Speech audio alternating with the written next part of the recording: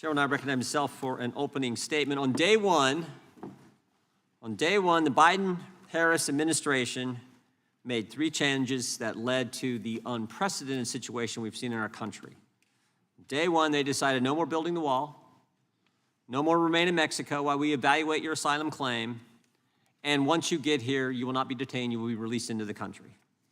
And as a result of that, 10 million migrants have come into the country, 99 on the terrorist watch list. We've lost track, they've lost track of hundreds of thousands of young people who came into the country. Because of all those decisions made, again, deliberately, intentionally, in a premeditated way on day one of this administration, all kinds of terrible things have happened. All kinds of terrible things. Jocelyn, Nungaray, Noah Rodriguez, Kayla Hamilton, Weston, Fundner, Rachel Morin, Lakin Riley, Maria Gonzalez, Sam Fagan, Gabriel Fagan. Each one of these individuals were someone's child. Each one had a promising life ahead of them. Each one had people in their lives who loved and cared for them. Each one is a victim of the Biden-Harris open border policies. Jocelyn and Maria, not yet even teenagers, were brutally assaulted and murdered by illegal aliens who were released into the country by this administration.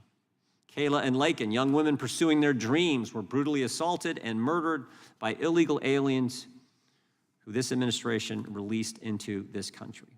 Rachel Morin, a mom of 5 young children, was brutally assaulted and murdered by an illegal alien welcomed into this country by Kamala Harris and Joe Biden.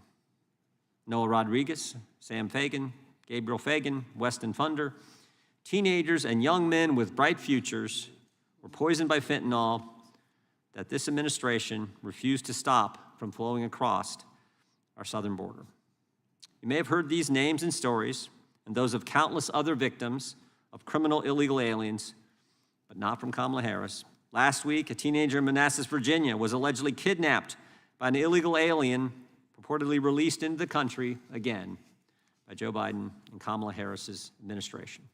In January, 2 New York City police officers were assaulted by a group of illegal aliens who entered the country thanks to this administration's open border policy. In May of 2023, a teenage girl in Alabama was viciously assaulted in a restaurant bathroom by an illegal alien with a violent arrest record in his home country, who was able to enter the country as a, quote, got away because of this administration's policies that ensure Border Patrol agents are too busy processing illegal aliens to actually patrol the border and do their job.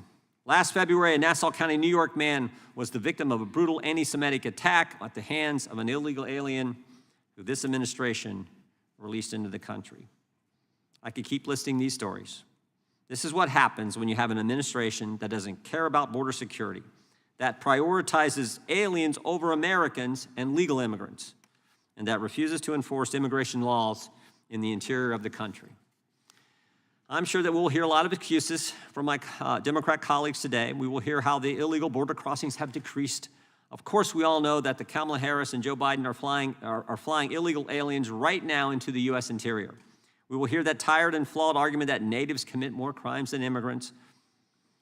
Even if that was true, would it matter to Rachel's family, or Kayla's mom, or Jocelyn's mom, or Weston's family? The truth is that in every crime I've discussed, everyone committed by an illegal alien was preventable. If only we had an administration that did their job. But unfortunately, we don't. We have a Democrat presidential candidate who for years advocated for open borders.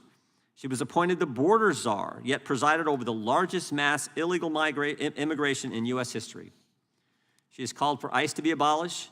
She has laughed off questions about border security. She has promoted amnesty. She has said that, quote, undocumented immigrant is not a criminal.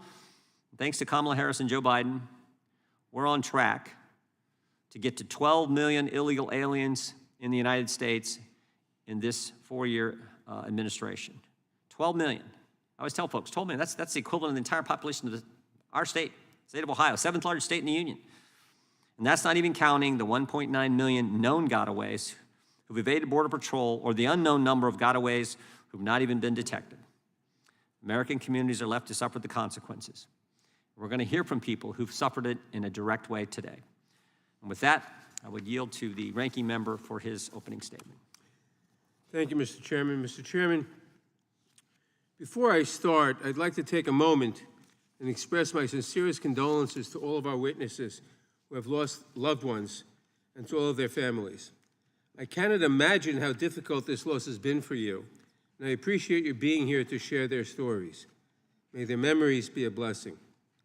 Unfortunately, instead of working in a bipartisan fashion to find meaningful solutions to our broken immigration system, we are sitting in yet one more partisan hearing designed to divide us and to score political points before an election.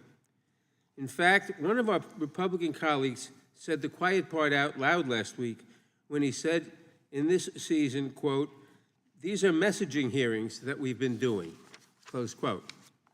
With only 8 weeks until Election Day, our Republican colleagues are trying to do everything they can to blame Vice President Harris for what they now call the Biden-Harris border crisis. They label her the border czar and the leader of the administration's border policy, even though they know that that is not and never was the case. Let's be clear. Vice President Harris was never in charge of immigration policy for the Biden administration and was certainly not the border czar. That position does not exist, so of course she could not have been appointed to it. My Republican colleagues know this, of course, but have never let the facts get in the way of their messaging. The truth is that President Biden directed Vice President Harris to address the root causes of migration from Mexico and the Northern Triangle. In that role, she generated over $5 billion in public and private investments aimed at creating economic opportunities in Guatemala, El Salvador, and Honduras. That investment has paid major dividends. Between fiscal years 2021 and 2023, Border Patrol apprehensions of migrants from those countries dropped by nearly 50%. That's because immigration is impacted by factors beyond one country's policies.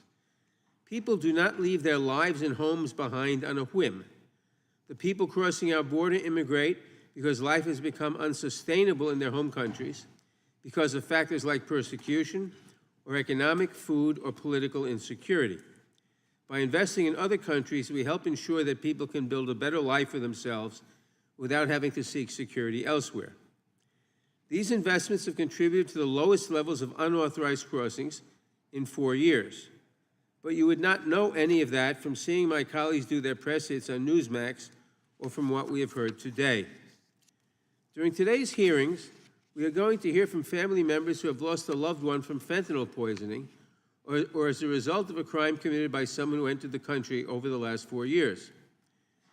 There is a verse in the Torah that hangs in my office, Tzedek, Tzedek, Tirdof, justice, justice shalt thou pursue. The families here today want justice for their loved ones. They want to ensure that no other family has to suffer the pain of what they have gone through. These are noble goals. The heinous crimes these families have suffered should be universally condemned. The perpetrators should be prosecuted to the fullest extent of our laws, and then they should be removed from the country. But this is not a story that began 4 years ago. Tragically, the same story could be told of any president. Former President Trump's administration released undocumented immigrants who went on to commit crimes. Now, do I blame President Trump for those crimes? Of course not. He has his own crimes to worry about. And as I have said all Congress, no president has ever had the resources to detain every individual who crosses the border without authorization. Our immigration system is broken, and it will take a substantial bipartisan effort to fix it. We need more judges and asylum officers so migrants can have their asylum cases heard in a matter of weeks, not years, so we can stop so-called catch and release. We need to expand lawful pathways for migration, as the Biden-Harris administration has been trying to do, so people can come to the United States after they are vetted in an orderly and safe manner. And we need to look at immigration in a holistic manner to see the benefits that immigrants bring to this country and not focus only on the negatives. Immigrants' contributions have helped ensure that we came out of the pandemic stronger than any other advanced economy. The nonpartisan Congressional Budget Office found that recent immigrants will cut the deficit by $900 billion and add revenues of $1.2 trillion over the next decade. Immigrants make essential contributions to our society, our economy, and our character as a country. And they do so despite an immigration system that has been profoundly broken for decades. But all Congress, my Republican colleagues, have shown they do not have an interest in fixing the system so that we may take advantage of the remarkable contributions that immigrants make to our country while keeping out those who would do us harm. Instead, they would rather blame Democrats and push unworkable solutions. Republicans spent a year saying that their dream bill, H.R. 2, is the only way to secure the border, even though they know that it cannot become law, having failed twice to pass the Senate, receiving just 32 votes earlier this Congress. In the Senate, I would note, with 49 Republicans. Then they insisted that the price of helping protect Ukraine against Russian aggression was enacting harsh border enforcement legislation. Senate Republicans even managed to find bipartisan support for a border bill in the Senate, a bill that Minority Leader McConnell called the toughest border bill in 30 years. But Republicans could not take yes for an answer. Donald Trump said that he did not want to do anything that might help at the border in an election year because he wants immigration as a campaign issue. Other Republicans said it out loud too, saying they don't want to, quote, do too damn much to help a Democrat, close quote. Republicans showed clearly what Democrats have been saying over and over again, that they don't want to do anything that would help address the immigration system. They clearly have given up. They just want to demagogue. I wish that was not the case. Vice President Harris has made it clear we need a reformed immigration system with robust lawful pathways to citizenship, strong security and controls at our border, and a modern approach to a global issue that has been neglected for far too long. Democrats stand ready to work on real solutions to these problems. I only wish we had a willing partner. I look forward to hearing from our witnesses today, and I yield back. Gentleman yields back without objection. All of the opening statements will be included in the record. Today's witnesses, we start with the Honorable Mike Boudreaux. Sounds like you got roots in Louisiana with that last name. Sheriff Boudreaux is a lifelong resident of Tulare County, California, a place I've been. His 38-year career in the Sheriff's Department began as a sheriff deputy when he was 19 years old. He has served as sheriff since 2013. Sheriff Boudreaux holds a certificate in criminology, administration of justice, associate of science degree in administration of justice, a bachelor of science degree in criminology and management, and a master's degree with course study in the administration of justice and organizational development. Sheriff, we welcome you today. Ms. April Aguirre began her crime victim advocacy in Houston, Texas, after her 9-year-old niece was shot and killed while riding in a car with her parents. She's a veteran of the United States Air Force, where she trained as a nurse. She has an associate's degree in criminal justice from Houston Community College and a bachelor's degree in criminal justice from the University of Houston. We appreciate you being with us today. Ms. Tammy Nobles is a realtor from Norfolk, Virginia.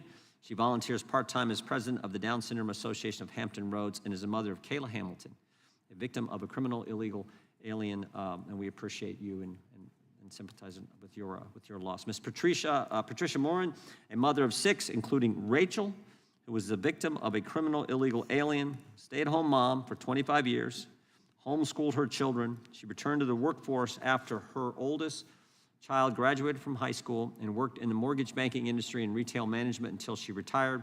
She currently works part-time as an office administrator for a church and resides in Maryland, and we appreciate you being with us as well. Ms. Ann Fundner is a wife and mother of 4, whose 15-year-old son, Weston, was poisoned by fentanyl.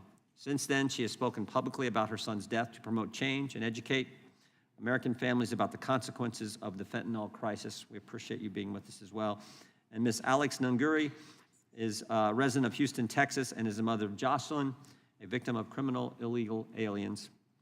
Dr. Cecilia Farran Mendez is a researcher with the Institute of Global Conflict and Cooperation at UC San Diego, and the Center for Studies on Security, Intelligence, and Governance at the Institute Technology de Mexico. Her research and work focuses on organized crime, female participation in criminal groups, and U.S.-Mexico security cooperation. And finally, Ms. Melissa Lopez. We will now yield to the gentlelady from Texas to introduce witness from her district. Thank you, Mr. Chairman. It's my pleasure to introduce a fellow El Pasoan to the committee this morning, Melissa Lopez, who is doing vital work as the Executive Director of the Estrella del Paso organization. Estrella del Paso is the largest legal services provider in our region. They assist asylum seekers, victims of trafficking, and migrants who have faced a host of dangerous and life-threatening situations. Over a career spanning 17 years providing legal services for immigrants, Melissa has met countless immigrants and experienced firsthand just how many people come to the United States in order to pursue a better life for themselves and their families. Ms. Lopez, thank you for all of your work and welcome. Thank you. Gentlelady yields back. We will welcome our witnesses and thank them for appearing today. We will begin by swearing you in. Would you all please rise and raise your right hand?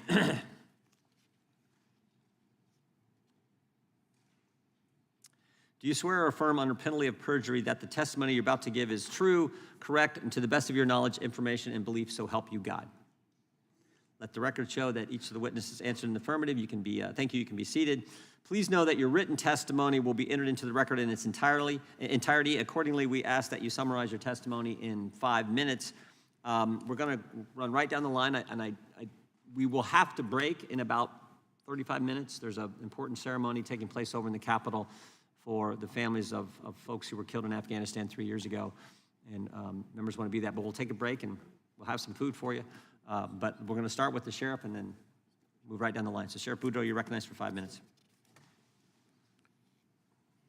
Chairman Jordan and Ranking Member Nadler and distinguished members of the committee, my name is Mike Boudreaux. I am the sheriff of Tulare County in California. Tulare County sits in the heart of California, right in the center. We're a very large agricultural community. I have spent 38 years in law enforcement working in the sheriff's office and working with victims throughout my career. I am also an FBI National Academy graduate in Class 251, where I have law enforcement leaders from all over the country and as well all over the world who I have connections with.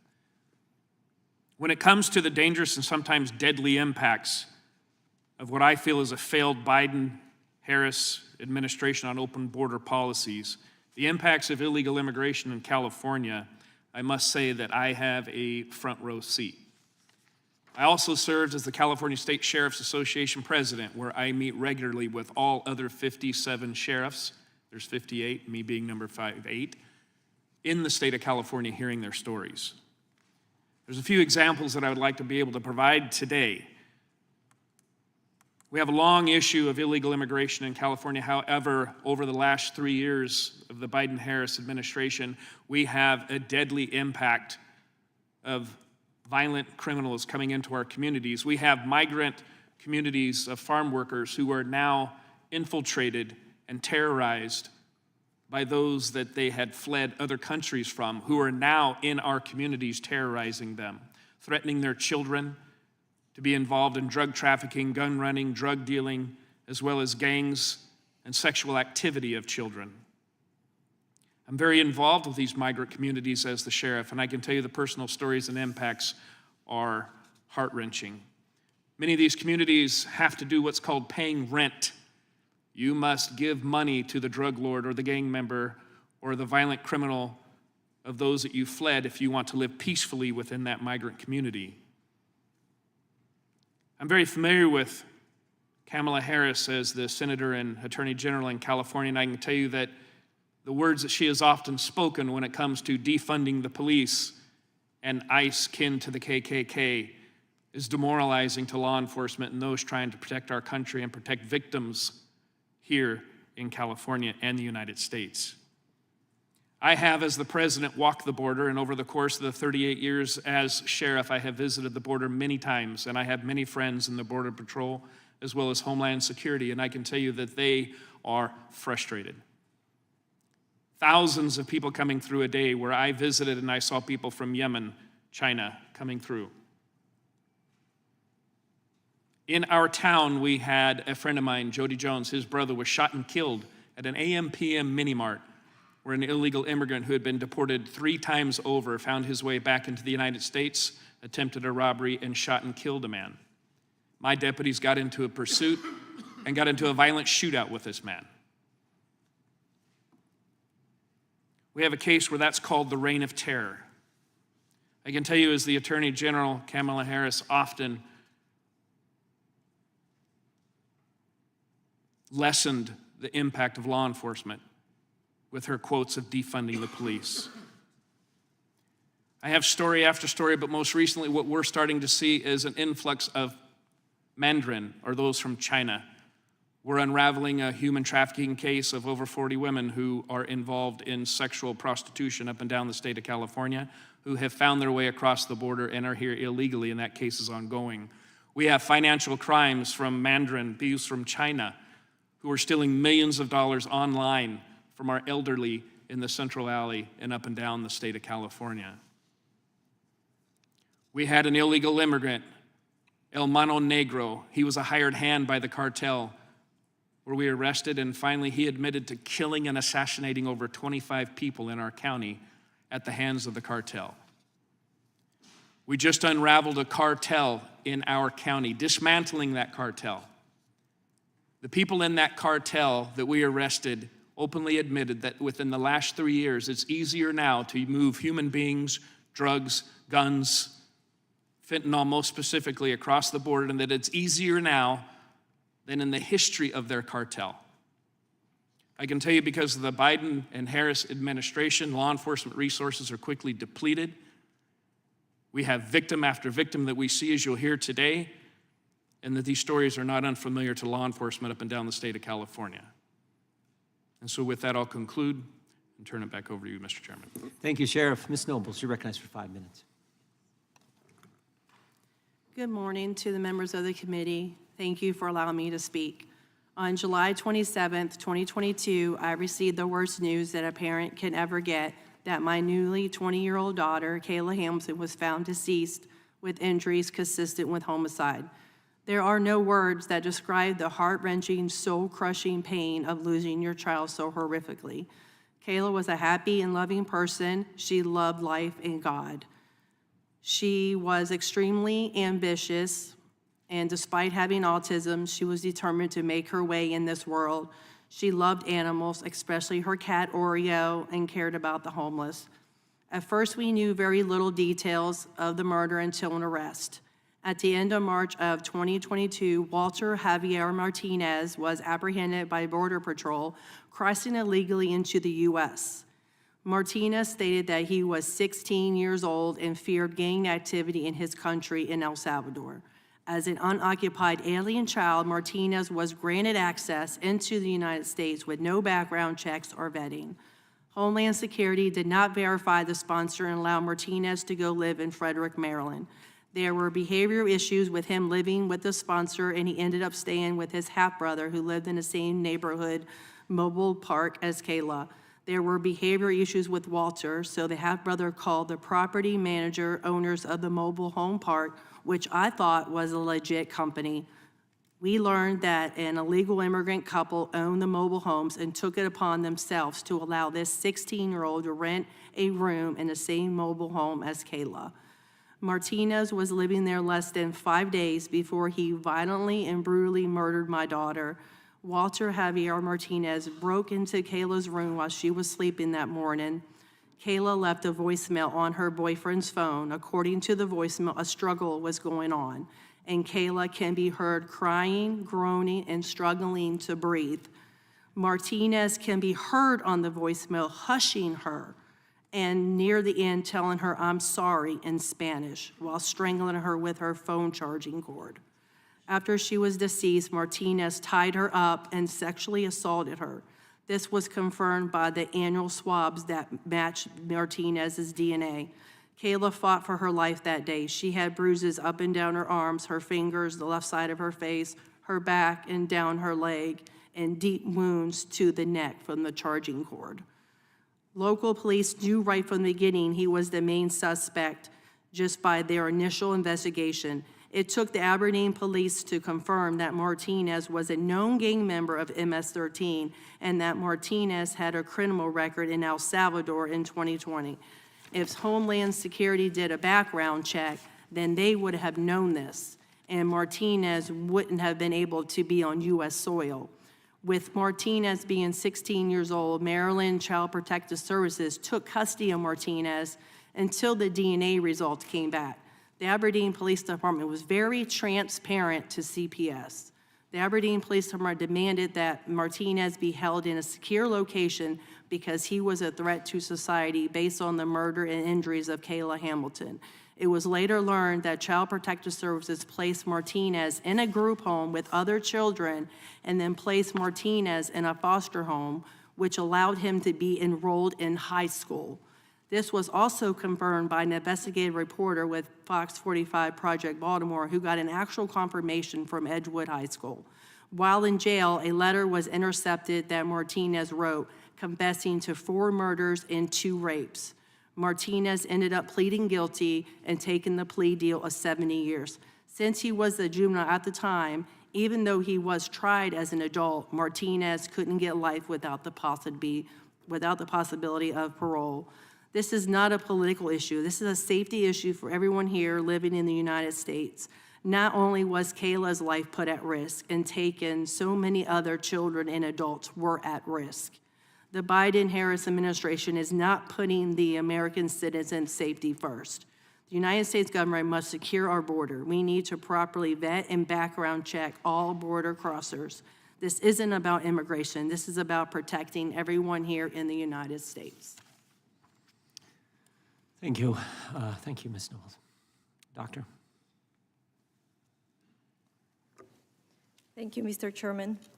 Chairman Jordan, Ranking Member Nadler, and members of the committee, thank you for conducting this hearing and the opportunity to explain why characterizing the U.S.-Mexico border as a region in crisis is an inadequate and unproductive way for addressing North America's cross-border challenges.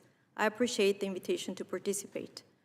I am an expert on organized crime and U.S.-Mexico security cooperation. As a scholar of U.S.-Mexico relations and as a proud resident of the border region, I am convinced that transnational problems require transnational solutions. To the families testifying today, I want to acknowledge your grief. There are no actions that can reverse the tragedies that you have experienced. My testimony today does not seek to invalidate yours. On the contrary, it is precisely because I have witnessed and collaborated with families on both sides of the border that have lost loved ones that I am here to offer what I believe is a more constructive and sustainable path forward. I apologize. We got someone checking just to make sure that everything's fine, but Thank you. we'll Shall continue. Yeah, you can continue, Doctor. Thank you. The human cost of our shared tragedies cannot be overstated. Today, Americans are more likely to die from an opioid overdose than a car crash. Equally important, homicide is the leading cause of death for men ages 15 to 44 and the second cause of death for women ages 15 to 24 in Mexico. Painfully, while families who have lost loved ones to overdoses or homicides may find some degree of solace in visiting their graves, this remains a dream for the thousands of family members who search for the more than 115,000 Mexicans who have disappeared. North America is facing simultaneous and connected health crises. Perhaps paradoxically, the silver lining is that there is no secret solution awaiting to be discovered. Actions available to Congress can contribute to stemming the devastating effects of these public health challenges and can be implemented through U.S.-Mexico cooperation. Even though the border is characterized in Washington, D.C. and Mexico City as a perpetual crisis, for those of us who live and work in the region, we know this is where the most creative and innovative developments in the bilateral relationship take place. This is not an overstatement. Consider, for instance, the health challenges the world faces with COVID-19. In a time of fear and uncertainty, where countries close borders, the governments of California and Baja California worked in partnership with public health experts, academia, and the private sector to engineer a cross-border vaccination program, a program, I might add, that actually benefited supply chains for the defense sector in the US as well. This type of proactive, collaborative ingenuity, rather than unilateral measures, is what is most urgently needed. Today, I present to you an evidence-based call to action from the border with 6 actions to start. First, support the Stop Arming Cartels Act. Simply stated, by failing to address firearms trafficking to Mexico, the U.S. is subsidizing the operating costs of criminal groups. It is as if cartels receive an annual aid package with state-of-the-art technology to carry out the crimes this Congress wants to stop. Develop mutually accepted vetting mechanisms for exchanging information. Best practices from other parts of the world show that weakening the activities of organized crime requires trusted partnerships across countries. As long as Mexico and the US lack these mutually accepted vetting mechanisms, bilateral cooperation will be hindered. The Bipartisan Safer Communities Act is an important step in addressing straw purchasing and trafficking. However, successful implementation requires resources for prosecutors and the ATF. The BSEA also provides an opportunity for seeking meaningful cooperation with Mexican counterparts. Provide funding and support research for improved metrics of border security. In 2024, it is unacceptable that the indicators of border security are detentions and seizures. Recording how many people were stopped or how many drugs were seized hardly builds a smart border. There is significant room for improvement. These metrics should be developed in partnership with civil society, the private sector, and academia. And finally, visit the border and its binational communities. The border is not only a legal definition or a boundary between two countries. Our shared problems and their solutions do not stop and start where the fence meets the ocean. There is no substitute for first-hand experience. Thank you for your time, and I look forward to your questions. Thank you, Dr. Ms. Lopez, you're recognized for 5 minutes. Thank you. Good morning, members of the committee. I'm grateful for this opportunity to appear before you today. My name is Melissa Lopez, and I am the Executive Director of Estrella del Paso, formerly known as Diocesan Migrant and Refugee Services. I'm an attorney who has spent my 17-year career working with and representing immigrants in immigration matters. Estrella del Paso is the largest provider of free legal services in far west Texas and New Mexico, serving nearly 58,000 people in 2023. In my experience, immigrants come to the United States to contribute in positive ways. They make our communities more vibrant by sharing their culture, language, and traditions. I was born and raised in El Paso, the child of immigrants from Mexico. Though born in Mexico, my parents are now naturalized U.S. citizens and have spent more of their lives in the United States than in Mexico. I graduated from the University of Texas at El Paso in 2004, and then attended the University of Texas School of Law in Austin, graduating in 2007. As much as I loved living in Austin, I knew that I would be returning to El Paso after law school. I was blessed to be hired at Estrella del Paso, and the rest, as they say, is history. In my 17-year career, I have been blessed to work with thousands of immigrants from all over the world. My experience working with immigrants has taught me one special lesson. The only difference between me and my clients is where we were born. Had I been born just a few miles south of where I was, in the hospital in El Paso, I would be them. It has been my experience that the people I am blessed to serve are simply trying to provide for their families and ensure they are safe. My mom always says that a parent's goal is to create a life that allows their children to do better financially than their parents did. I find this to be particularly true in my clients.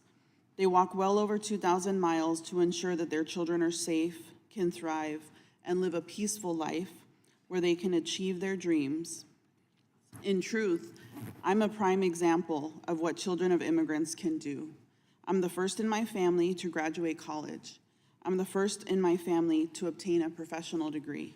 And I'm the first in my family to become an attorney.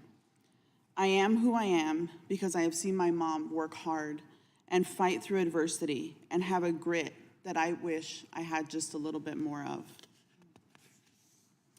I think one of the biggest blessings of my life is being born and raised in El Paso. El Paso is a binational, bicultural community in far west Texas that sits on the border between the United States and Juarez, Chihuahua, Mexico.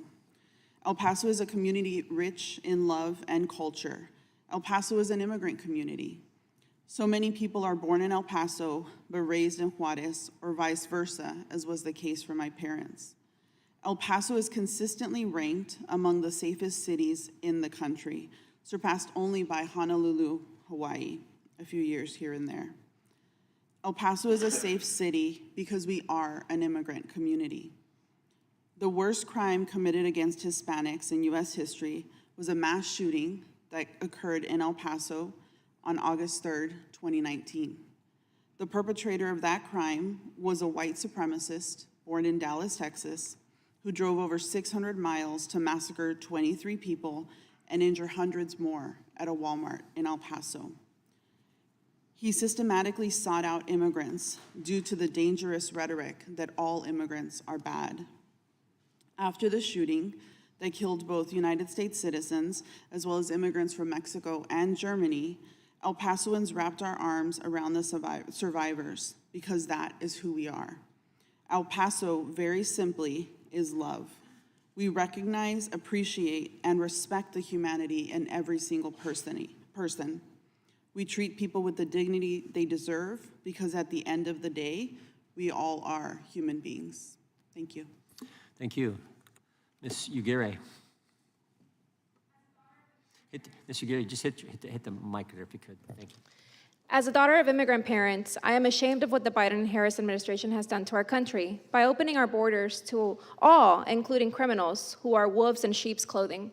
Doctor, I heard you mention that over 115,000 people are missing in Mexico. I know. One of those people is my cousin, and all of my family lives in Mexico. We have to comprehend that the majority of those are women, and there's a word that is used in Mexico, and it's called femicidio, and that's called femicide, the act of being murdered just because you are a woman. It is unimaginable for us to think that alongside those seeking refuge are not the same people that are there to victimize them, and alongside victimized citizens as well. I have personally worked 3 cases within the city of Houston where little girls were targeted simply because they were young, beautiful, and vulnerable, and of course, underage. Predators have an appetite for children. And in all these cases, there was an 11-year-old, a 12-year-old whose mom is here today, and a 16-year-old freshman in high school. I'm gonna be the voice today for Maria Gonzalez, who is also a migrant. She arrived here, and her father didn't own a vehicle. He walked to work.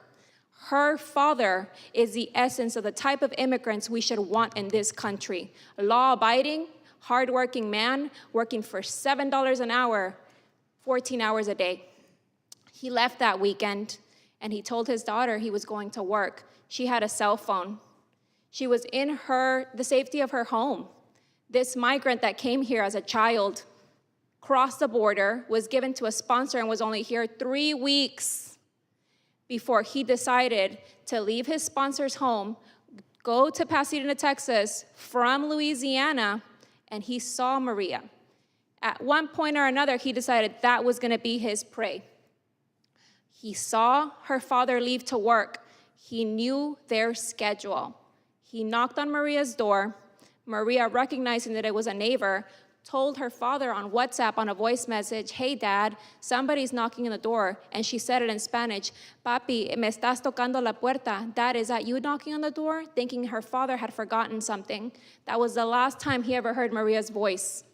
When Maria went to the door, there's a little chain that we have in those apartments, right? When you open the door to try to keep us safe, that chain was not enough to keep this animal out of Maria's apartment. He pushed his way in, and Maria fought for her life. She was 11 years old. To all of you, 3 little girls passing away may not be many, but what if one of those little girls was your daughter, your granddaughter, or your niece? Can you imagine them trying to fight off a grown man off of them?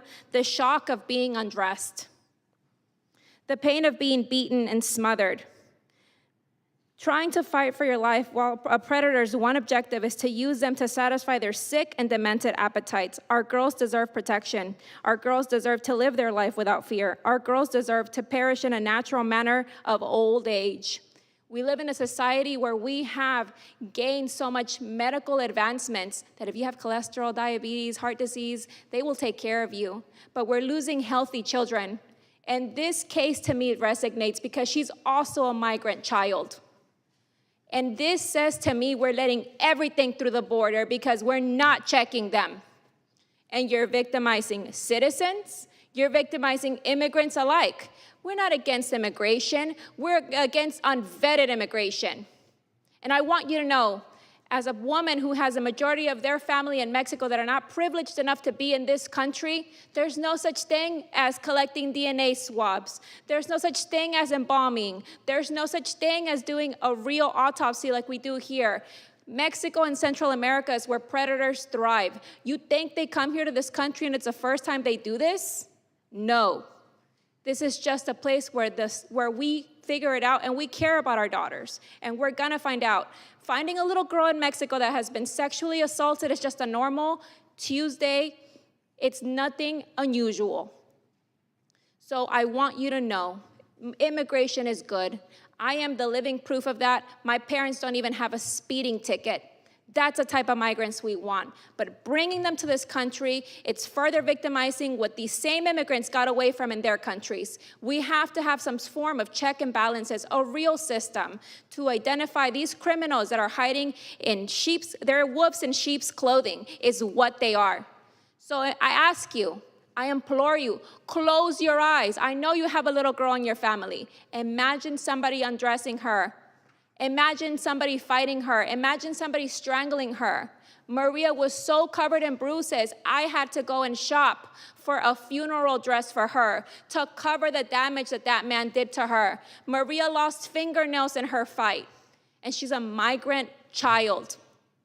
Not everybody is the same, and we have to identify these monsters because, like my dad says, they're giving all of us good migrants such a bad name. We owe it to the migrants that are getting away from these communities, and we owe it to our citizens to offer them a safe society. People say, well, citizens kill too, but in these cases, all of these cases are migrants that cause this. And it's the failure of our policies by not checking them. Thank you. Amen. Well said. Ms. Fundner, you're recognized for 5 minutes. Thank you. Dear members of the House Judiciary Ms. Fundner, hit that microphone too. Hit that button right there, yeah. Dear members of the House Judiciary Committee, my name is Ann Fundner, and I'm a wife and a mother of 4 beautiful and amazing children.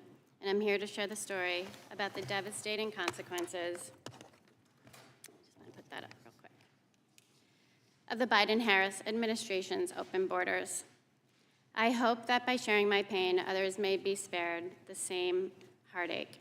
I want to tell you about my firstborn son, Weston. He was an extraordinary child. He was the best big brother. He was a sweet and loving son and a great friend to so many and a joy to everyone who knew him. We attended church.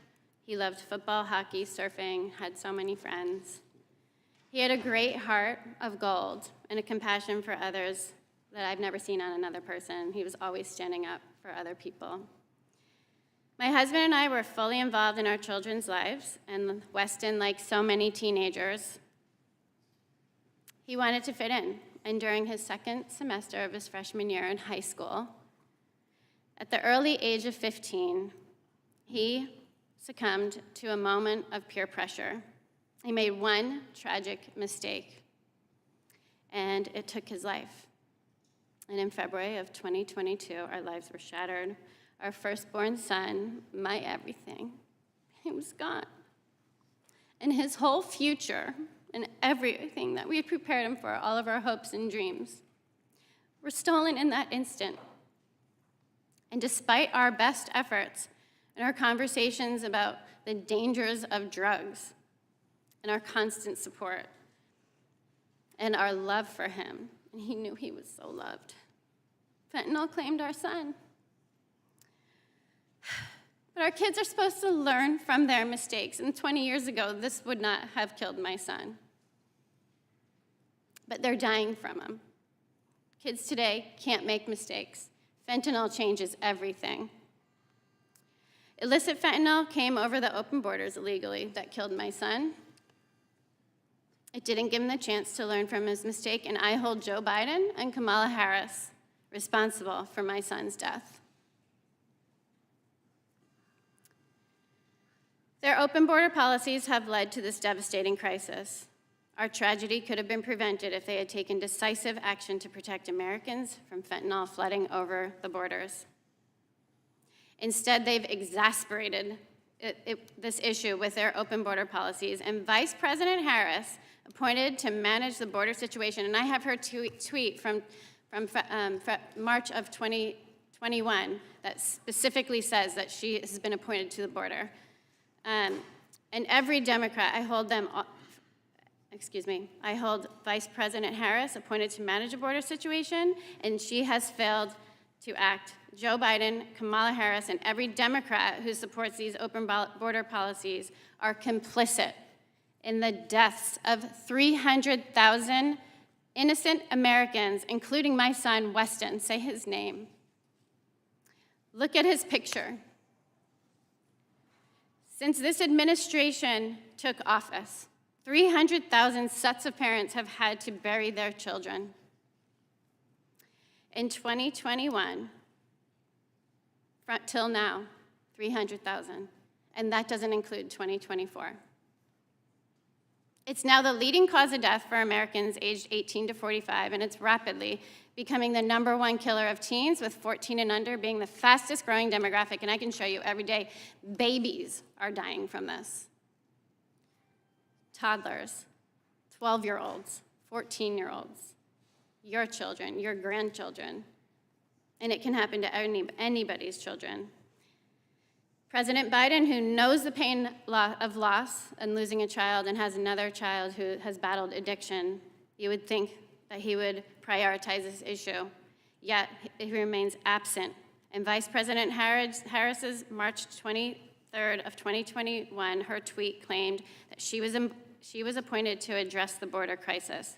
She acknowledged the difficulty of the task, but that it was a necessary one. However, for over 3 years, she has done zero to address this problem. The open borders are a matter of national security, and when this administration opened the borders, they gave operational control to the cartels who are operating a multi-billion-dollar business on American soil. I just want to say that, unregulated, tax-free.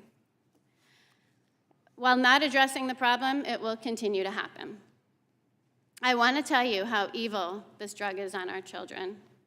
If your child tries fentanyl one time, it's not a matter of if they will die, it's a matter of when. The drug dealers are very well trained, and they're manipulative and predatory. They know it's 50 times more addictive than crack, and so if your child tries it once, they've got a customer. Withdrawal symptoms set in after one time of trying it. Within 2 to 3 hours, your child will be battling severe symptoms that we as adults could barely handle. And drug dealers, like groomers, convince your child that they can't tell their parents they've done something wrong. So they give them more.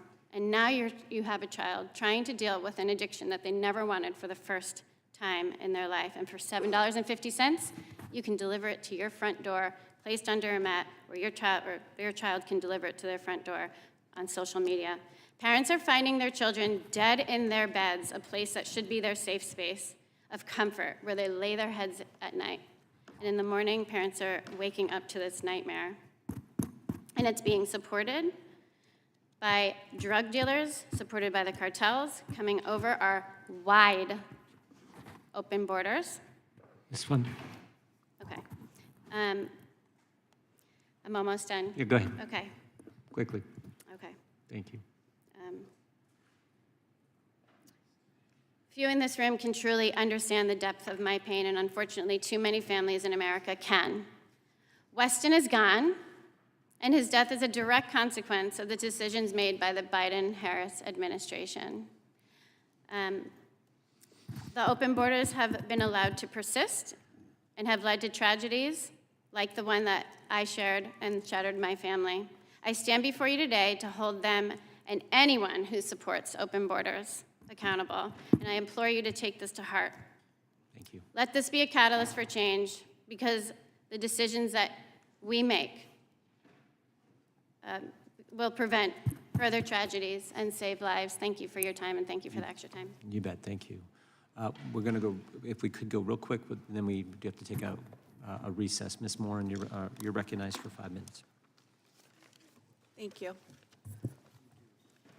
I have before me a written statement but it's hard for me to read off a piece of paper, so I'm just going to share from my heart. Yeah. My daughter, 37-year-old woman, she has 5 children. On August 5th, she went for a walk on a trail in a small town. We live in a small town in Maryland. We've walked this trail for over 25 years as a family, so it was very familiar, very safe. She went for her daily run. She didn't come home that night. The next day, they went out looking for her. They found her, and I'm going to tell you what the court records have said. They found her badly beaten. She was strangled. She was raped. The medical examiner said she had bruises that blanketed her body. She had 10 to 15 head wounds, and she was stuffed into a drain pipe. I went to the funeral home because I had to decide if we could do an open casket for her, for our grandchildren, for our family. And you could tell from looking at my daughter that they had filled in all the holes with wax. They tried to straighten her broken nose and tried to align her face back the way that to look normal. And she was covered with makeup so thick it didn't even look like it was a human being. And I wasn't allowed to see from the neck down the rest of her body. This person is, we found out after an investigation, we had DNA that came off my daughter, DNA from a crime that he had committed in Los Angeles where he attacked a 9-year-old girl and the little girl's mom. It turns out that this man was an illegal immigrant from El Salvador. Tammy Nobles and I live in the same town that Tammy Nobles' daughter lives in Maryland. My daughter lived 15 minutes south of this town. An illegal immigrant, he crossed the border 3 times, was sent back. The 4th time, he was a got-away. If they had at any time did the cheek swab for the DNA, they would have known that this person had an Interpol warrant for his arrest for murdering a woman in El Salvador, which is why he was fleeing to America. After he murdered my daughter, he stayed in the same town where he murdered her, continued to work in restaurants, and changed his appearance. And we did a nationwide search.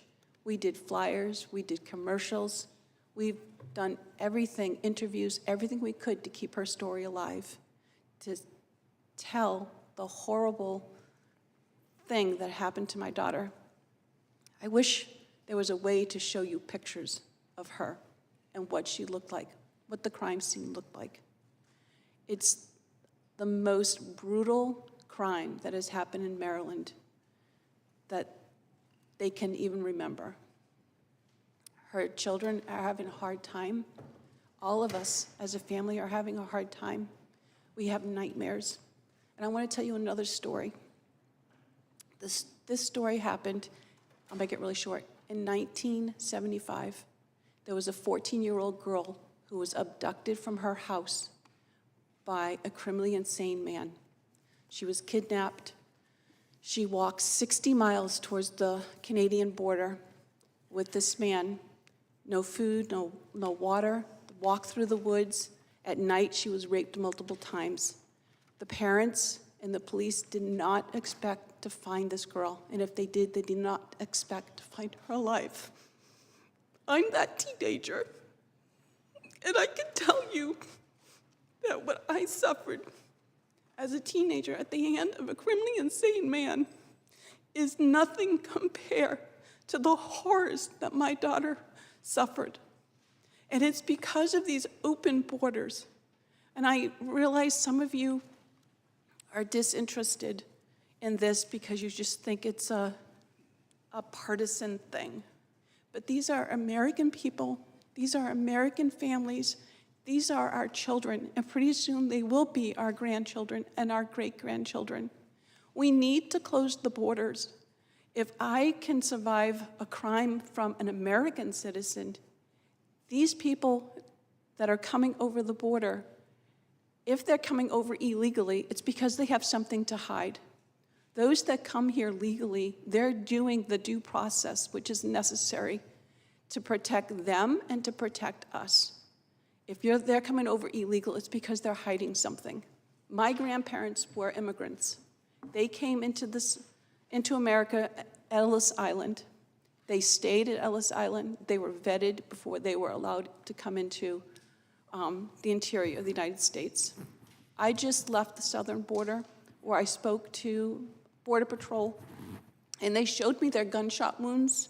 They told me their stories about how they suffered broken necks, broken backs, fractured skulls. It's a war zone there, and we need to close it. We need to put those policies back into place that kept our citizens safe. Thank you. Thank you. Ms. Nungaray. Good morning, members of the committee. I want to thank you all for having me here to share my daughter's story on how the current administration open border policies have affected us in Texas. I was 14 when I found out I was going to be a mom. I knew I was young and I didn't know how I was going to do it, but I know I needed to do what was right, which was be the best mom I could be to my daughter. I fought for her. December 27th, 2011 was the day the rest of my life changed for the better. Jocelyn Nungaray was born. She was the happiest, chunkiest little baby. She grew up to have this spunky, quirky, funny, beautiful little 12-year-old young lady. She had a personality like no other. She was so caring, loving, thoughtful, one of the greatest friends you could ask for. She was so talented. She had the biggest dreams to be an actress, and she swore that she was going to be famous one day. It has been 2 months and 25 days today since my daughter has passed away. On Monday, June 17th, 2024, my daughter Jocelyn was murdered and thrown in a bayou of water underneath a creek. On that Sunday night before I went to bed, told Jocelyn goodnight, and I loved her. She was there when I closed my eyes that night, and that Monday morning when I opened my eyes, she was gone. She was a preteen, out doing what teenagers do, going to the corner store to get a soda. She was preyed on by 2 illegal Venezuelan immigrants. They saw an innocent young girl and made her a target for their horrendous actions. That Monday morning, June 17th, was terrifying, waking up to know your child was missing and frantically searching the area where her phone was being pinged just 2 minutes away from our home. Driving up to that exact location to see crime scene tape and officers by a bridge, my heart sank. I ran out of the car to the officers. I explained I woke up to my daughter missing and I don't know where she is, but her phone was pinging right where we were. They said they hadn't seen anything and they would let me know. Within 45 minutes, I received a phone call from a sergeant asking me to come downtown to discuss her whereabouts. I'm still hanging on the hope that my 12-year-old daughter is still somewhere out there. They bring me to the floor labeled Homicide Division. I didn't know what to think. After being taken to a room, speaking for about every minute I remember leading up to my last moments with her was when they had finally told me that the body where my daughter's Jocelyn's phone was being pinged, followed by seeing the photo I showed them, confirmed their suspicions, and they did believe the Jane Doe body that was found matched the picture of my daughter, Jocelyn Nungaray. My heart shattered. I couldn't believe what was just told to me. A day after being told about my daughter, I was told they were going to need to release pictures of the illegal immigrants and my daughter from footage to the local news stations to help find who murdered my daughter, Jocelyn. They proceeded to tell me how my daughter was murdered. She was strangled to death. She had no clothing from the waist down. Her hands and her ankles were tied and thrown under the bridge of water like she was nothing but garbage. The community of Houston was the biggest support. Just 24 hours for them to be found, arrested, and charged with capital murder. Within those same hours, I received a phone call from the medical forensics confirming that the body was in fact my daughter, Jocelyn. The 2 illegal immigrants were Johan Jose Martinez Rangel, 22, and Franklin Pena Ramos, 26 years old. They're both Venezuelan natives. The Border Patrol apprehended Johan near El Paso on March 14th and was released that same day on an order of recognizance with a notice to appear. The Border Patrol also apprehended Franklin Pena on May 28th, also near El Paso. On that same day he was apprehended, a judge also ordered Franklin to appear in court at a later date. Because of the Biden-Harris administration open border policies catch and release, they were enrolled in the Alternatives to Detention program. This meant that they were released into the United States. It was not even a full 3 weeks later that they would take my daughter, Jocelyn Nungaray's life.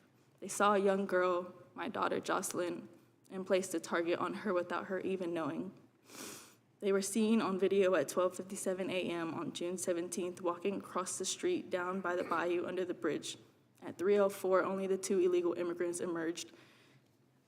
They were down there for 2 whole hours. I can't even fathom what was going through Jocelyn's mind, the amount of fear she was feeling in the last moments of her life. Franklin Pena confessed that they had did something bad. The fact that they knew that their faces were exposed all over the news. They were trying to ask their boss for money so they could leave town. It was told, one of the illegal immigrants told the other one, after they were finished, to throw Jocelyn down in the bayou under the bridge to, quote unquote, get rid of any DNA. Individuals like that do not have a heart. They are nothing but monsters who are predators, and those are the kind of individuals that we so openly let in this country. I believe the Biden-Harris administration open border policies are responsible for the death of my daughter.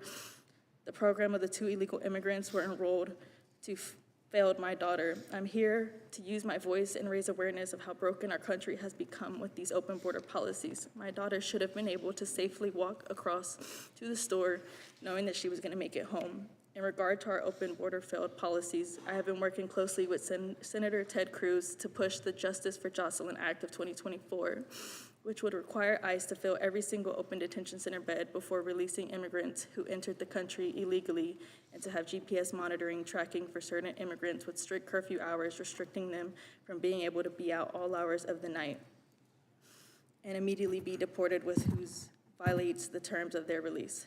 My daughter, Jocelyn Nungaray, was 12 years old. She was an innocent kid doing kid things. She did not deserve to have her life ripped away from her and our family. She had her entire life ahead of her.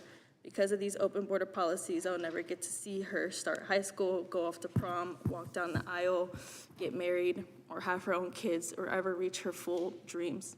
All of it's gone. I now and forever will continuously be her voice, and I will not stop fighting for Jocelyn. I come to you all as a grieving mother to please help make this country make a change for the greater good. This country needs to make a change. We need to properly secure our borders.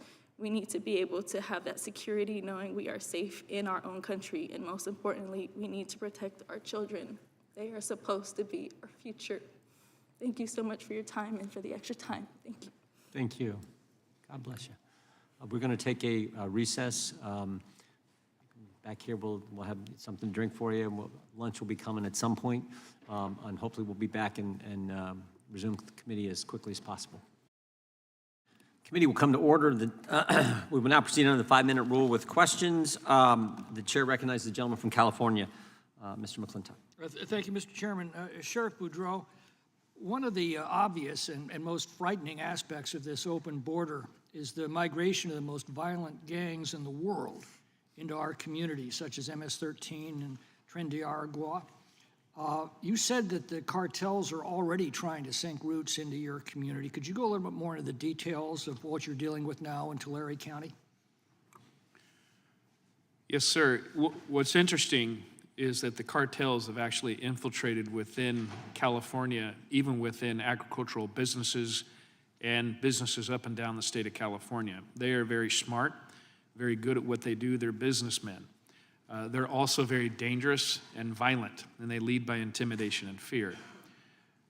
In our county alone, the cartel that we dismantled was a Sinaloa cartel. The DEA is, of the 50 people we arrested, the DEA is still hunting down the primary suspect who actually lives in Sinaloa, Mexico.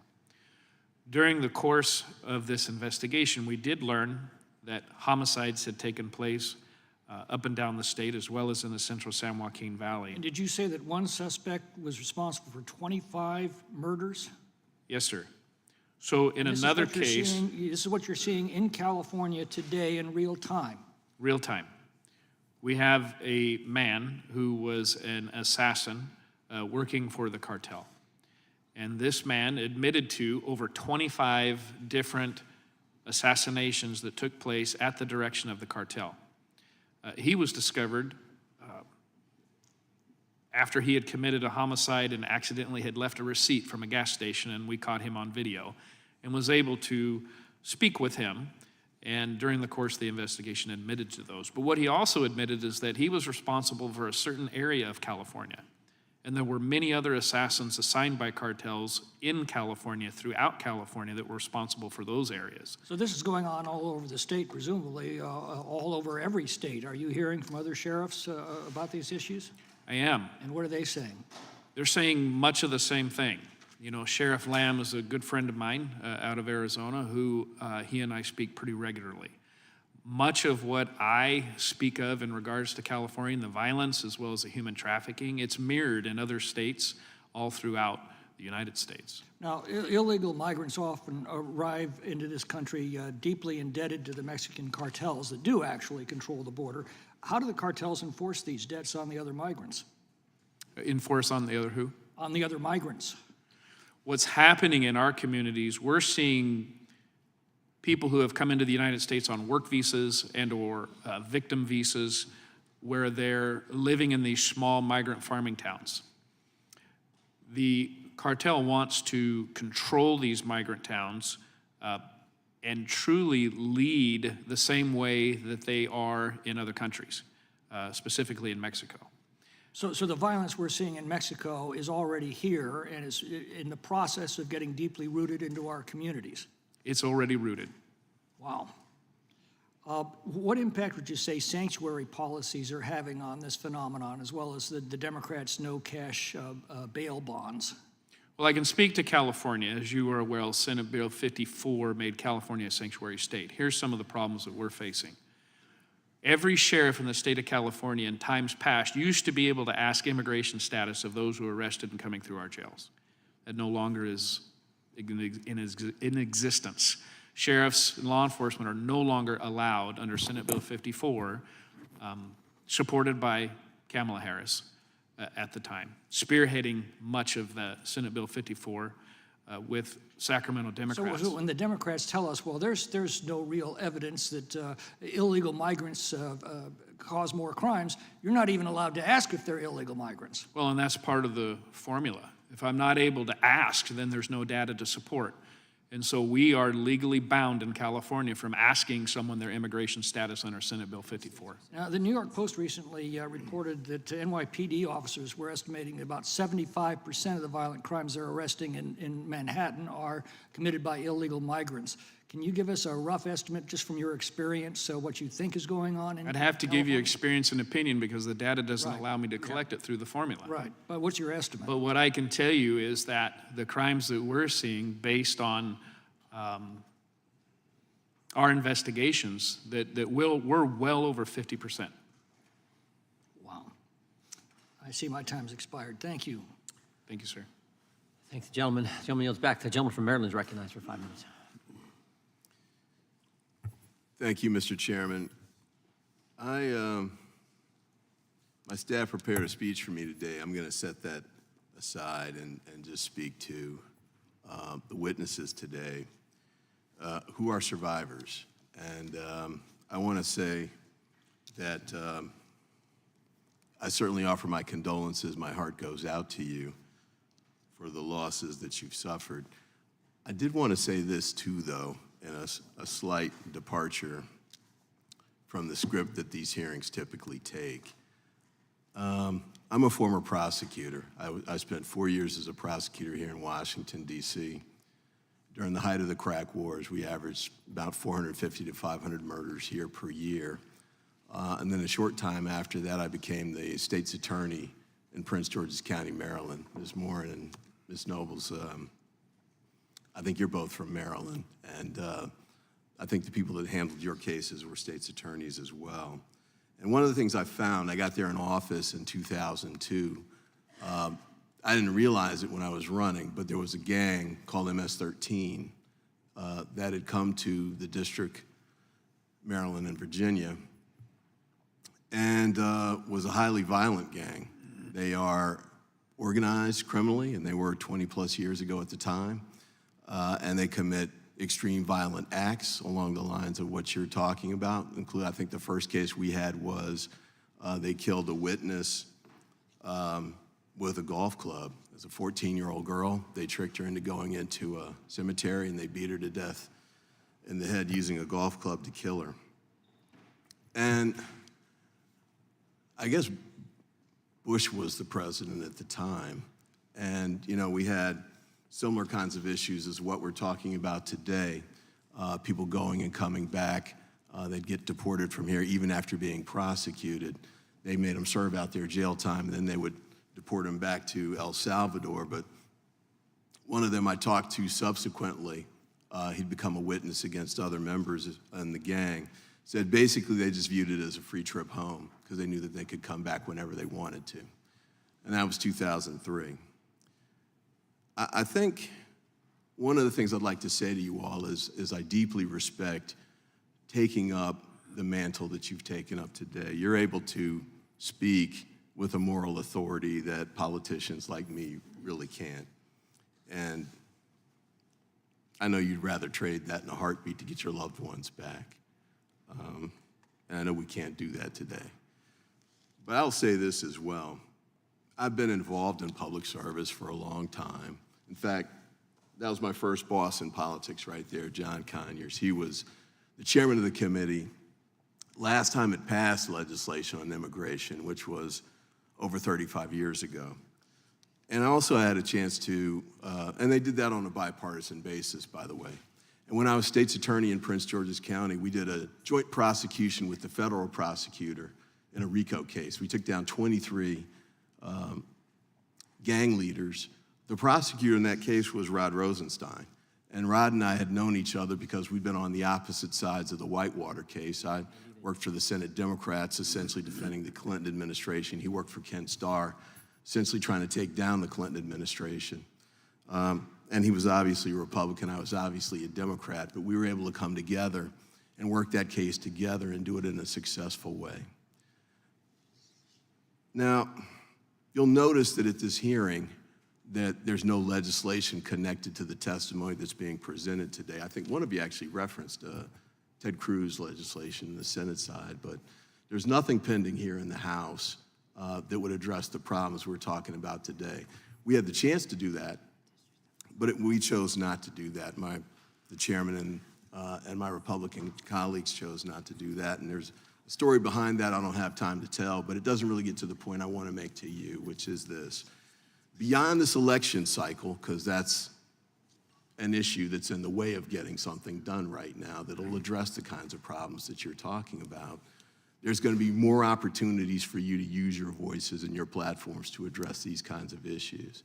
I'm a Democrat, you're Republicans, or they're Republicans, you may be independents, I don't know.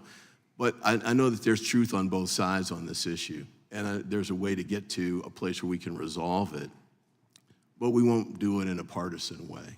And so I want to thank you for coming today, and I urge you to continue the struggle, the fight, the voice. I think, Ms. Nungaray, you said you will forever be her voice. I know that's true for all of you, and I encourage you to continue in that fight and that effort. But I hope that we can get to a point where we move beyond the partisanship, beyond the politics that have nothing to do with resolving the problem, and can get to a place where we can address it. Could I, just for an additional moment, Mr. Chairman, if I could read Justice Kavanaugh, this is a quote I read every time we have a hearing like this, and he's a Republican, obviously, but I want to say, as the district court found, the executive branch does not possess the resources necessary to arrest or remove all of the non-citizens covered by the arrest and removal statutes. That reality is not an anomaly, it is a constant. For the last 27 years since those laws were enacted in their current form, all 5 presidential administrations have determined that resource constraints necessitated prioritization in making immigration arrests. In light of the inevitable resource constraints and regularly changing public safety and public welfare needs, the executive branch must balance many factors when devising arrest and prosecution policies. I read that just to say this. 5 administrations have come and gone. We still haven't gotten things done. We're not going to get anything done today from a legislative standpoint, but there's a way to get it done if we can come together and work on a bipartisan way to do it. And so I thank you for the work that you've done and you will continue to do. And I yield back the balance. The gentleman yields back. Before yielding to the gentleman from Arizona, I would just point out, bad things may have happened 20 years ago, but obviously more bad things are happening now in light of 10 million people in 3.5 years coming into the country. That's the different dynamic. That's what our witnesses are talking about. I yield to the gentleman from Arizona. If I might, 5 minutes. Mr. Chairman? I gave you an extra 2 minutes. Mr. Chairman, thank you. And what I point out is I don't want to get distracted by responding to all of what I would call blather I just heard. But I will say this, the Republican Party joined with Democrats to pass H.R. 2 15 months ago, and that was a border security bill. And that would have taken care of a lot of issues that we've seen on the border. So I first want to thank, in particular, all our witnesses for coming, but in particular pay homage to Ms. Nobles, Ms. Aguirre, Ms. Fundner, Ms. Morin, and Ms. Nungaray. Thank you for your courage and your very poignant testimony today, and we won't forget. But I want to read a quote here from one of the witnesses that the Democrats invited. Quote, "But cruel and inhumane actions and policies by the United States Border Patrol, Texas Department of Public Safety, and local law enforcement have made it incredibly difficult for individuals fleeing violence and insecurity to live safely." Close quote. Sheriff, an open border that lets people come in by the millions, unvetted, that terrorize Americans, can you describe that as anything but cruel and inhumane? What we're seeing is very cruel. When I'm looking in the eyes of 11-year-old girls who have been brought across the border and been raped, when we have young families who have been brought across the border as victims of human trafficking landing in the United States, specifically to what I can speak to in the central San Joaquin Valley of California, not one or two, these are hundreds of people coming across as victims, where they're brutally raped, beaten, and used in the sexual way and in the sex industry. It's cruel. I feel that if we secure our border, we vet the people coming in, we identify the most egregious and felonious and those with mental health conditions that are impacting the safety of Americans and Californians as to what I can speak to, I would identify your statement as being true, very cruel. So just for relational or contextual matter, the Yuma sector, which is one of the largest on the southwest border, in the last year of the previous administration, their encounters were about 8,600. And that includes unaccompanied minors, single men, family units, and others. About 8,500. During the height of what we've seen going on under this administration, the Biden-Harris plan on the border, Yuma at one point was getting that weekly. There have been weekends that they've gotten that. It's now back a pace where it takes about 3 to 4 weeks to get that. What they experienced in 1 year, that small community is seeing about once a month now. And it comes with it the flow of individuals that are totally non-vetted. Away they go. We don't know where they're going. The number one got-away corridor, the Tucson sector in which I live. Number one got-away. We don't know who they are or where they're going. We know that they are trying like crazy to evade capture. And they get into the communities, and you see what's happened what's happened by the testimony today. And I keep on my computer, and I was just looking at it earlier today. There literally were hundreds of articles over the last 3 months of violent crimes perpetrated on Americans and those who are legally in the country by those who've illegally come into the country and been released. It isn't a matter necessarily of resources, because there are ICE beds and ORR beds available. It is a matter of policy, because they won't let you, Sheriff, actually report to ICE and request information. And if there's an ICE hold, can you turn them over to ICE? You cannot. It is policy that has driven the grief that you see here today.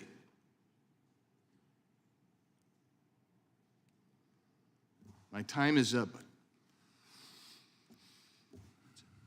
Gentleman yields back. Gentleman from Texas is recognized. Thank you, Mr. Chairman. I first want to also express my profound condolences to each and every one of you who've suffered loss. I have 2 kids. I'm a mom. I would do anything for my kids, and I cannot imagine the grief of losing a loved one in such a tragic way. So I want you to know how much I respect the courage that it took for you to be here today, to share your grief and your pain. I represent El Paso, Texas, an incredible community right on the U.S.-Mexico border. I'm the only member of this committee who actually lives on the border, raised her kids on the border. I'm a 3rd-generation border resident. And there is no one who wants to modernize our outdated laws more than those of us who live on the border. We are the families that have for decades been trying to help the federal government treat people with dignity and humanity. And we have long been asking for reform. I think what is most frustrating to me as a member of Congress is what is happening today at this committee hearing, where we have colleagues who are exploiting people's pain for political purposes, and unfortunately, that's what's happening today. The finger pointing at the administration by members of Congress is frustrating to me as a member of Congress, because we are the ones who write the laws. It is legislators who are responsible to write the laws around immigration, around border policy, and it is up to legislators to adequately fund the resources necessary. I can tell you that I have been pushing a bipartisan comprehensive immigration reform bill that addresses outdated border policies and that addresses migration and immigration together. There are 8 Republicans who've had the courage to join that bill. None of them are on this committee.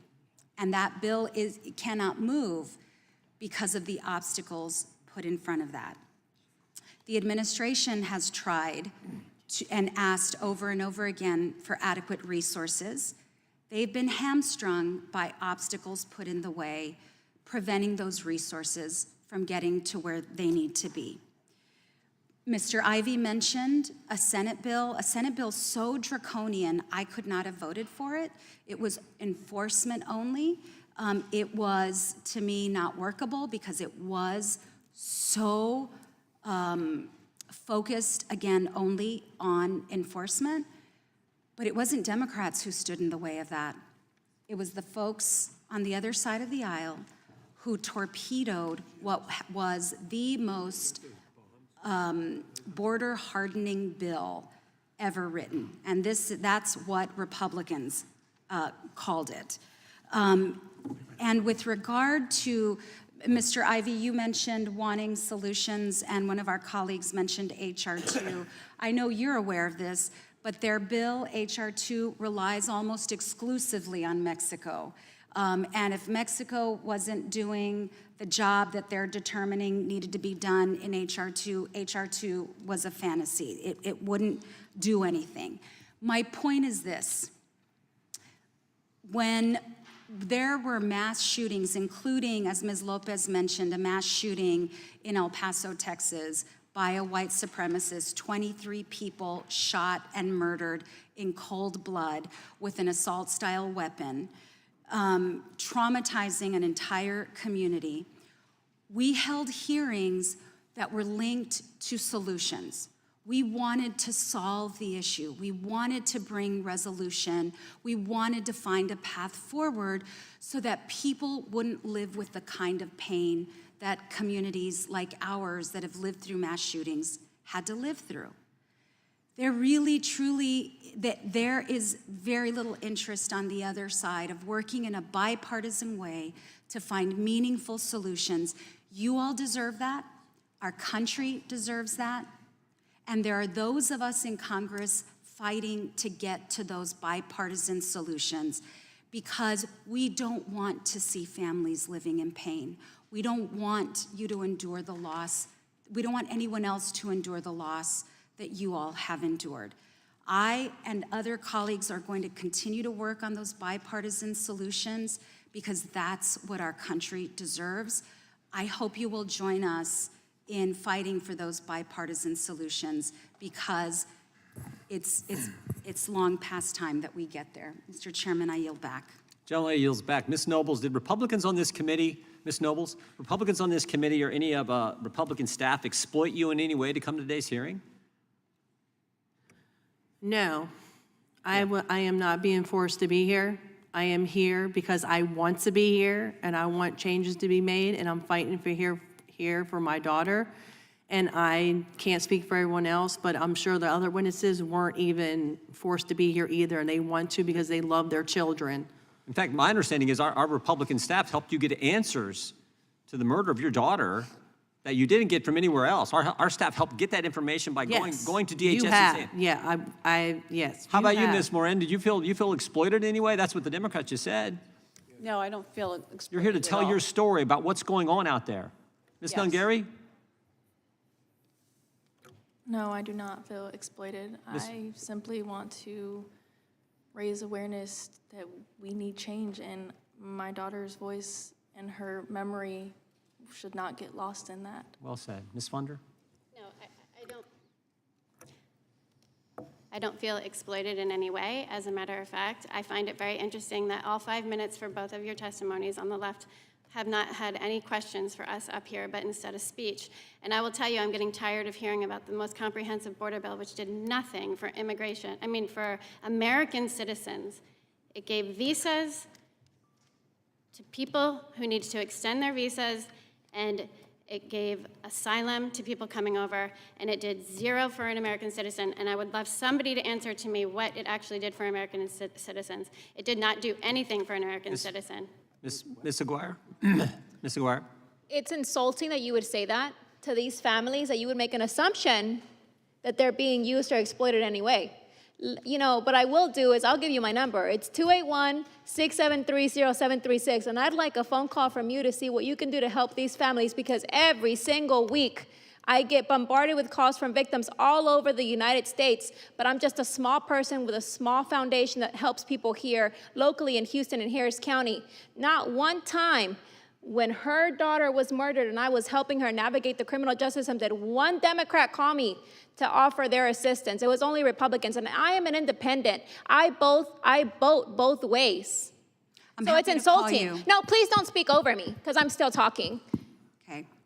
I'm not done. I have the mic. I have the floor. I have the floor. If you want to answer me, you ask. Chair has the time, and the witness is allowed to So respond. I'm asking, you said some very broad statements. It's insulting. These people lost loved ones. They lost children.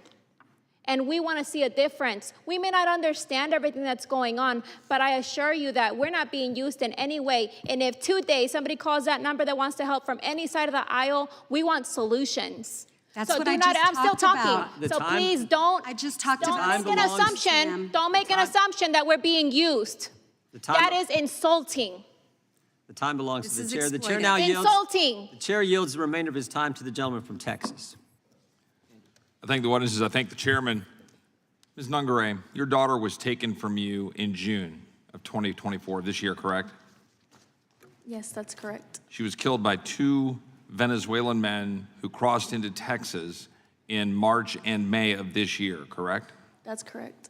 Those 2 Venezuelan men that crossed into Texas were released by this administration into the community after crossing, correct?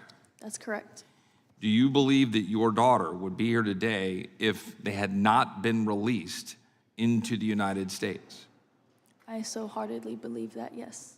Ms. Morin, your daughter was taken from you in August of 2023, correct? Yes, Killed by a man from El Salvador who crossed illegally and was a gotaway. Is that correct? yes, Do you believe your daughter would be here today if the current administration were not overwhelming border patrols such that we have 2 million known gotaways over the last 3 years? I think that if we had the policies in place that we did a few years ago that vetted the immigrants that came in, that my daughter would still be here. Ms. Nobles, your daughter was taken from you in July of 2022. Is that correct? Yes, By a 17-year-old from El Salvador who entered in March of 2022, just a few months before, correct? correct, Was released into the country. Is that correct? correct. Do you believe that your daughter would be here today if that individual had not been released into the country according to a mass release program that has been underway for the last 3 years? Yes, she would be alive today if they would have made that one phone call to El Salvador to check, because he did have a criminal record in 2020 and gang-related tattoos. I yield back. Thank you. Chair recognizes the gentleman from New York, Mr. Nadler. Thank you. Dr. Farfan-Mendez, we have heard about some devastating tragedies at today's hearing. Unfortunately, tragedies occur far too often in this country at the hands of non-citizens and citizens alike. Parents are afraid that their kids won't be safe at school, at parades, at grocery stores, and even at houses of worship. The United States has long struggled to pass meaningful gun violence prevention measures into law. Last Congress, we were able to enact some much-needed reforms, but far more must be done. How does our inability to ensure that guns are well regulated, as the Second Amendment calls for, embolden cartels and incentivize more people to migrate to the United States? Thank you for your question, Congressman Nadler. One of the things that when we discuss organized crime is often lost in the conversation is that, like any organization, they also have operating costs. And one of these operating costs is that related to guns and the ability to perpetrate violence. And because it's so easy to traffic guns from the United States into Mexico, essentially what has happened is it has significantly lowered the cost of perpetrating violence in Mexico and other parts in the Western Hemisphere. And what these criminal groups are able to do, because violence is an essential component of their activities, is issue very credible threats to people, meaning that I can convince you, because I have an arsenal to prove it, that either you comply with what I'm saying or there will be consequences. And what we have seen is that to the extent that criminal groups are better armed and have these arsenals, again, that are very easy to acquire and traffic from the US into Mexico and other parts in the hemisphere, this creates displacement in communities, meaning that it puts pressure on migration corridors and it creates challenges in terms of addressing the migration flows that we're discussing here today. And what I'm hearing today essentially is I think all of us in this room are interested in having the health and safety of our communities. And what I would say to you is that to the extent that this firearms trafficking is not addressed, it's going to be a root cause that is basically left unattended. And we will be asking questions where the answer is very clear. Again, to the extent that these criminal groups have access to firearms that are very easy to acquire from the US and also ammunition, this will make it very cheap for them to perpetrate violence, and it would put a lot of pressure on migration flows. Thank you, Ms. Lopez.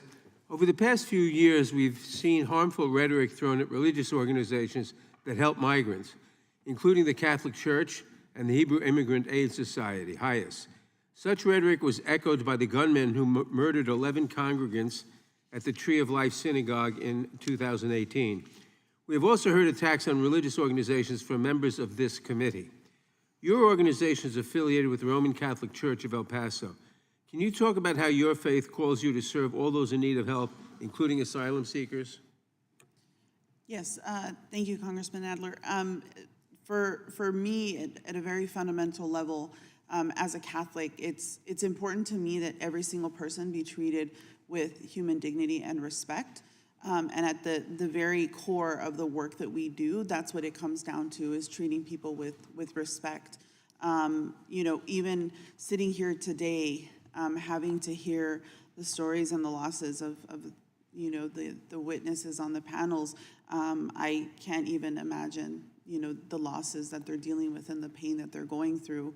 And so we as an organization try really hard to make sure that we are treating people with that same dignity and respect, and that as attorneys, we're bound by the law. We are bound by what we are allowed to do within the legal system, and we work really hard to make sure that those individuals who do qualify for a benefit, that we treat them with the respect and dignity that they deserve. Thank you. And how do attacks on religious organizations impact your work?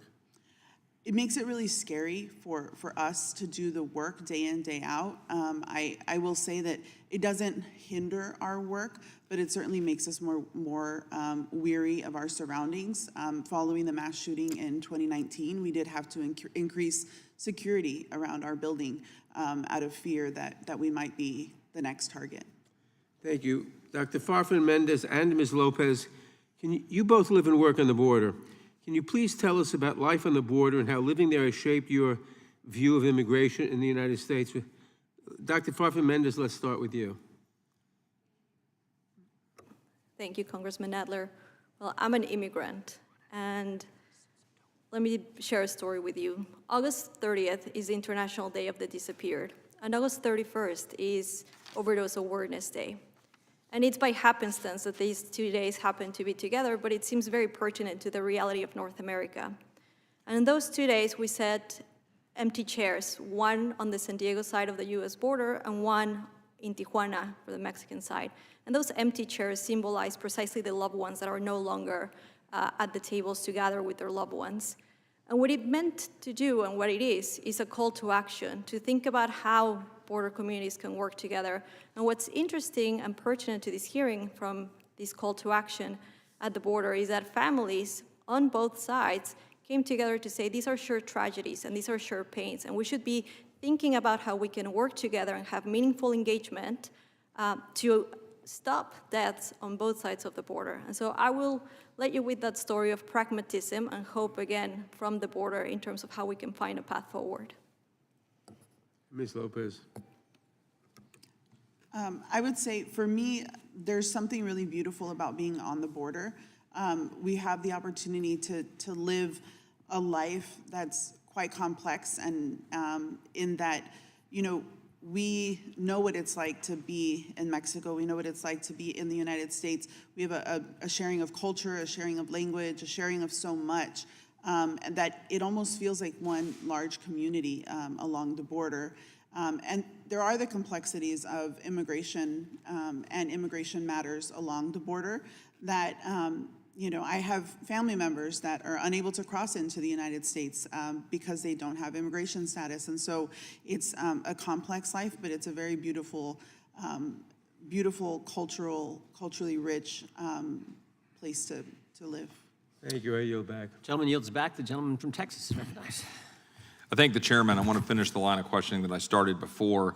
Ms. Aguirre, I'm going to come back to you on something more specific, but just on this simple question. You told a story of Maria Gonzalez, the 11-year-old girl who was taken from her father and was killed by a 17-year-old Guatemalan released into the United States. Is that correct? In microphones, yes. That's so that right. is correct. And then I would say for Ms. Fundner, your son Weston lost his life to fentanyl poisoning, correct? Correct. Now, unlike the specifics of some of these other witnesses, you can't say for certain exactly how that fentanyl got through to your son. But you would agree that Weston is one of hundreds of thousands, correct? I think one of you testified to 300,000 lost lives. Absolutely. And so the many faces of fentanyl, right? The many faces of fentanyl. Can we say that we are losing more Americans to fentanyl poisoning as a direct consequence of open borders allowing fentanyl to pour into our communities. Would you agree with that, Ms. Fundner? 100%. We have witnesses here at the table talking about the crimes that affected them directly. I would ask Sheriff Boudreaux, just kind of a yes or no or quick response to this question. In 2021, there were 11,200 pounds of fentanyl seized. You go to crime, in 2022, we had 12,000 criminal alien arrests at the border. In 23, border agents apprehended 15,000 criminals. With 2 months left in FY24, we are also at 15,000 criminal arrests, and the year isn't over yet, so it's surging. But here's the real problem, because my colleagues on the other side of the aisle will say, oh, look, it's working, they're doing their job. But while Border Patrol has intercepted those increasing numbers of criminals, DHS whistleblowers revealed on August 11th, 24, that as many as 950,000 violent criminals have gone unidentified. In your experience, do you think it is an accurate assessment that scores, thousands of criminals are coming into the United States and being released or getting away from authorities? That is accurate and true. And that, in your experience, you see it in real time. Is that correct, Sheriff? In real time. So we've talked about all of the impacts on the individuals that are testifying here. Ms. Aguirre, I wanted to see if this would surprise you. I released a report, my office did, entitled Border Invasion, or America Invaded. And in it, I detailed 50 examples that we found, 50 examples, and there were more. We had to cut the list off in order to make sure we had room. Let me just read a few of these across the country and see if you agree that you think this is a problem and what you're experiencing in your life representing people that are victims. September 3rd, the consequences of the Biden-Harris administration's open border policies, the case of the illegal alien brutally assaulting a teenage Louisiana girl. August 30th, the case of the illegal alien who brutally assaulted a New York woman. August 17th, Brazilian migrant accused of multiple Massachusetts sex crimes arrested. August 15th, Haitian illegal immigrant charged with raping pregnant woman at Massachusetts migrant motel. August 15th, U.S. officials nab Peruvian gang leader wanted for nearly 24 killings in home country. August 14th, machete wielder at Capitol was a legal immigrant despite being a priority, quote unquote, for detention. August 13th, migrant charged with rape in third NYC sex crime bust of an asylum seeker in 2 weeks. August 12th, NYC migrants, including one charged in sex assault 4 months ago, raped woman at knife point, beat her boyfriend.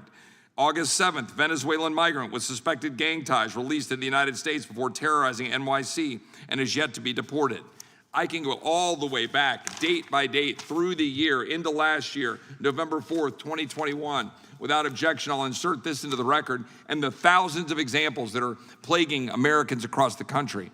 With that background, one, Ms. Aguirre, can you confirm that these are just a sampling of what you're experiencing as a victim advocate out of Houston and people that are contacting you across the country, that this is not hyperbole, that this is not political, that these are in fact real human beings that we're trying to advocate for? And secondly, can you explain to the American people why was Maria targeted?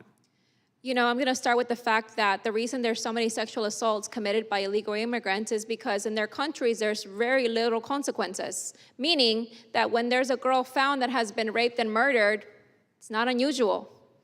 There isn't DNA collection, and there's no embalming, and there's no autopsy. She's buried. And along with her is what they did to her. So these predators thrive in these countries. And if you're not from those countries, you don't know that. Everybody thinks that it's like America everywhere else, and it's simply not. So when they come to this country to do this, it's because they're accustomed to doing that in their countries. And this is the problem with letting everybody in. And the case of Maria Gonzalez echoes this, because also Maria was here illegally as well. But her and her father were living an honorable, quiet, hardworking life, while this other individual came into this country as a child migrant, came in at 17 years old, and he was 18 years old when he killed her. 3 weeks into being in this country, and he killed her. The reason he chose her is because she's a child. The second reason, because she's a beautiful little girl. And the third is because she was vulnerable. They don't even have respect for their own communities, because both of these individuals were from Guatemala. Did that stop him from killing her? Absolutely not. Absolutely not. And it was not necessarily something that we could say, oh, well, you know, she passed away peacefully. No, she passed away fighting. She passed away hurting. She passed away losing nails, biting him, trying to get him off of her in her own home. These individuals see a little girl and they have an appetite for her. They see a woman and they have an appetite for her because they do this in their country and it's not unusual. These are the type of people that we're letting in. By not checking, we don't know who's coming in. And you're not only, while you're reading your list, a lot of these people that they're harming are within their own, seeking the people that are in their hotels as well that are also migrants that are being hurt. So they're hurting each other. And the same, like as you two are here in the testimony, Ms. Lopez and Dr. Mendez, you guys advocate for immigrants, but immigrants are also being victims of these bad immigrants. I just don't understand how we could let everybody in without checking them. Thank you, Ms. Aguirre. I yield back. Gentleman yields back. Gentleman from California is recognized. Which one? Oh, we'll go down the line. I'll do whatever you, Swallow, okay. I'm sorry to each of you for the circumstances that have brought you here. I'm truly sorry that this has happened to your loved ones. And the persons responsible for the deaths of Weston, Arlene, Rachel, Kayla, and Jocelyn should die in jail and then rot in hell. That's what they deserve. I believe in security. I want barriers on our southern border at every place it makes sense. I don't want anyone to come into our country if we don't know who they are. I was a prosecutor. I'm probably one of the only persons in this room who's actually prosecuted and put away for the rest of their life some of the most violent people in our community. I'm the son of a cop. My brothers are cops. The two of them walk the beat every single day. I believe we can have security first and also address a workforce crisis and find a pathway to earned citizenship in our country. But I want to be real with you. Congress is divided, and it's hard to get everything you want. On gun violence, I want an assault weapons ban and background checks. We have a divided Congress, and so we had to settle for Republicans and Democrats coming together for the Safer Communities Act. It wasn't perfect, but it was something. And fewer kids will die in their classrooms today because Congress compromised. I want to be real with you. They don't want a compromise. Donald Trump walked away from the second most conservative Republican in the Senate offering a compromise. Don't take my word for it. Take theirs. The border is a very important issue for Donald Trump, and the fact that he would communicate to Republican senators and congresspeople that he doesn't want us to solve the border problem because he wants to blame Biden for it is really appalling. But I would acknowledge President Trump failed, along with Republicans. They failed in 2018 to actually move a border security bill to tighten this so that we weren't dealing with this crisis right now. We all felt that border was a complete disaster, myself included. First, there was an effort to make law, which requires you to deal with Democrats. And then a number of our members thought it wasn't good enough. And then our nominee for president didn't seem to want us to do anything at all. It's your colleagues in your party, sir, who torpedoed this, who didn't get the facts right on what you just outlined was in that measure. They killed it. Ironically, not Democrats. Right. Each of you came here today, not easily, but you expected a serious forum. You are serious. This issue is serious. They are not serious. The chairman yesterday tweeted, are the aliens, the chairman yesterday tweeted, when President Trump was in office, the border was secure and illegal aliens weren't eating your pets. He also then tweeted, again, knowing that you're going to come here to talk about your loved ones who were lost, you would expect some seriousness, some gravitas, respect for the people who came here. What in the hell is this? The chairman tweets, "Protect our ducks and kittens in Ohio," because he goes down some crazy rabbit hole, completely debunked that aliens are eating pets. My God, are you okay, Mr. Chairman? Because last year, for a very long time, you tweeted and promoted Kanye West as he was calling for genocide against the Jews, and you kept it up. And now, when we have victims coming here, you're tweeting this nonsense. I don't know why you would do this. I hope you're okay. I don't know if the aliens who are eating your ducks are in the room with us right now, but Mr. Chairman, this is a serious issue. These people have loved ones who have been lost, and you tweeted this. So I am sorry that you came here expecting seriousness. You are serious. They are not, and you deserve a hell of a lot more than what you're getting from them. And I yield back. Gentleman yields back. The gentleman from Wisconsin is recognized. Thank you very much. I hope you appreciate the drama that just came out here.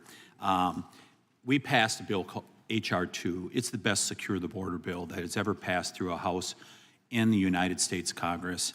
And if you read it, it secures the border. It accomplishes what you would like to see happen. And by the way, to secure the border, it doesn't even require an act of Congress at this point. The president undid it, and the vice president, as the borders are, undid it. They can put it back together any time that they want to. It's as simple as that. Ms. Fundner, last week in my home state of Wisconsin, an illegal alien gang member from Venezuela was charged with domestic violence, sexual assault, child abuse, and strangulation. Are you surprised? I mean, no. Are you surprised that he already had active warrants in a neighboring county for similar offenses? Absolutely not. Mr. Boudreaux, Sheriff Boudreaux, would you be surprised that this illegal alien had 2 fictitious immigration documents on him, including a Social Security card when he was arrested? Not surprised at all. Would you be surprised that during the investigation by the police chief in Prairie du Chien, Wisconsin, he uncovered that this illegal alien came to the United States about a year ago in El Paso? Not shocking. Since he came across in El Paso, he was arrested in Minneapolis in November of 2023 for receiving stolen property. Would that surprise you at all? No. Would it surprise you that Minneapolis did not issue a detainer to ICE for his deportation? Would not shock me. Minneapolis being a sanctuary city. And on December 1st, 2023 in Dane County, which is Madison is the seat of Dane County, he was charged with strangulation, suffocation, false imprisonment, battery, and disorderly conduct. Would that surprise you at all? No. And Sheriff Boudreaux, are you from California? I am.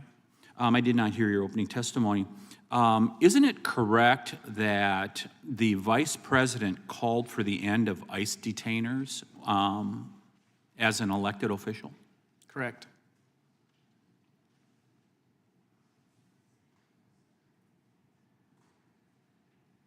Mr. Chairman, I think we should have a hearing in the state of Wisconsin. Prairie du Chien is a community of about 5,000 people, beautiful little community south of La Crosse on the Mississippi River.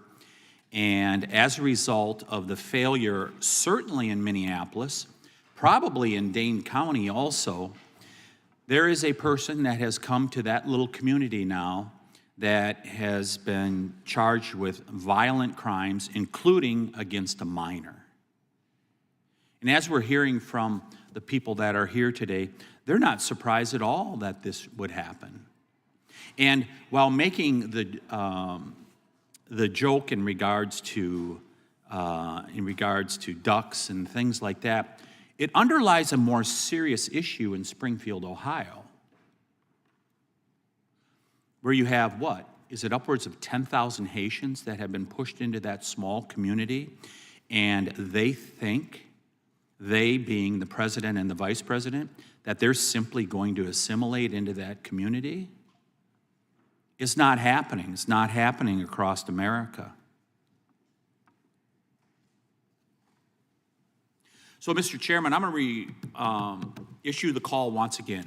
I think this committee should come to Wisconsin, and if you could come to Prairie du Chien, Wisconsin, people want answers. They want answers of why this is going on in the United States of America, how people can commit multiple offenses across various jurisdictions and nothing is done. And America is being destroyed. The fabric of family, community, it's being destroyed, isn't it, Ms. Fundner? Yes, it certainly is. So I hope you'll all come to Wisconsin. I know it's happening in every state, but I hope you'll come to Wisconsin because maybe it can make a difference to stop people like the current border czar from continuing this carnage of an invasion that is happening across America. Mr. Chairman, I yield back. Gentleman yields back. It looks like we may be heading to the Badger State. Gentleman from California is recognized. This one? That one. It's your turn, brother. Thank you, Mr. Chairman. I want to also echo my condolences to the parents of the victims. Thank you for being here today. Thank you for sharing your stories. They will not be forgotten. And I also believe that those individuals who perpetrated those crimes should never see the light of day, and they should fry in hell. Murder, rape, some of those most heinous crimes that can ever be committed against a human being. They leave scars to the survivors that never go away. You know, back home in Orange County, a dozen years ago, I came home from work and came home to a number of police cars and helicopters surrounding an apartment building right across the street from where I'm living. Went to find out what was going on. Soon realized that a rapist had been caught right in the middle of his act, raping a woman in the laundry room. This young man decided to dash off, took off through my neighborhood. They finally caught him, found out through DNA and other instruments that he had raped at least 20 women, all undocumented in the area. And these are the women who actually stepped up to testify that they had been violated, that they had been raped. This is an American citizen who was preying on those that were undocumented. And Sheriff Boudreaux, I know your area. I spent, when I was a young man, picking oranges, picking plums. I did stuff for a living in your area. In your area, there's a lot of undocumented farm workers, honest, hardworking individuals that support the local economy, farm worker economy in that area. Farmers rely on them. Your economy relies on them. I would imagine you wouldn't be supporting mass deportation of undocumented workers in that area. I would imagine you'd probably be more interested in some kind of an orderly way of vetting individuals. They're looking to work here honestly with a green card. What would you support, sir? A lot of that goes outside my purview because my focus is public safety. But what I can say is this. Sure. Were you going to comment? No, sir, please continue. What I would say is this, is that what we're finding is that we're having victims at all levels, those who are here illegally and those who are here on work visas. We're finding that more and more of the violent and egregious, either cartels, gang members, are coming into the area, intimidating and terrorizing those that you speak of. I sit on Homeland Security, so we're working on a lot of these issues, trying to coordinate with other countries around the world to make sure these folks that commit crimes in other countries don't come here to do the same. If I could say this. Go ahead. I've said this often. Mexico is not our enemy. Mexico is an ally of the United States. But who our enemy is the cartels, the human traffickers. Couldn't agree drug with you runners. more. Couldn't agree with you more. I believe that we need to secure the border so that we can vet those coming in, so that we can have those working on work visas, as you mentioned, in our agricultural community. We have lots of people there that are here illegally, living And peacefully. in my last minute, we'll talk more later on, but I think everybody in this committee would probably be in favor of a secure border with a system to let those that are looking for good, honest work have the opportunity to find opportunities in America, just like our forefathers did. And I look forward to continuing to work with you, sir, and others. I have a very good relationship with Sheriff Barnes in Orange County, great man. But it is a mess. 80% of the women, by the time they get to our border from Central America, are raped or sexually assaulted. Horrible statistic. And these are a lot of, young girls, as been described today. We have a lot of work to do. In my opinion, it's not a Democrat or Republican issue. I hope all of us here can figure out how to work together because these solutions have been proposed. We just can't get them implemented. Thank you very much, Mr. Chairman, and I yield. Gentleman yields back. Gentleman from California is recognized. Thank you, Mr. Chairman. My good friend from California is one of the more moderate Democrats. I appreciate his friendship. In this case, he's just dead wrong. We had 10, 12, 14 million illegals in this country before this president came in, and we hadn't been able to clear them out in years, and we hadn't been able to get them vetted into the jobs, including the 2 million jobs in agriculture that my farmers say they want. This president and this vice president have allowed more than 12 million additional illegals to come into this country, and they come disproportionately, not from Mexico, as you know, they come from some of the worst places on earth. I have been at the border. I am a border congressman with over 80 miles of border in my district, the busiest land port anywhere in the United States. And you know what? Every time I go there and lead a trip to the border, what I see are Venezuelans, Afghans, Syrians, Russians, and the list goes on, Chinese. And yes, Mexico's our ally, but Mexico is an ally that violates international law by allowing these people to come in without visas. If you're Chinese, you cannot go to Turkey without a visa, unless you say you're going to America and have no visa. From Turkey, when you come to Mexico City, you cannot land there and not be immediately pushed out without a visa, unless you say that you're going to the United States and have no visa. Then they sweep you all the way to the border. That has to change. And for the mothers who lost their children here today, I will tell you, it would have been avoidable. It would have been avoidable if we'd had the mass deportation of people illegally here. Dwight David Eisenhower was one of the most moderate members that has ever served as a president. But he was also the commander-in-chief, and before that he was a five-star general, and he understood that laws need to be enforced.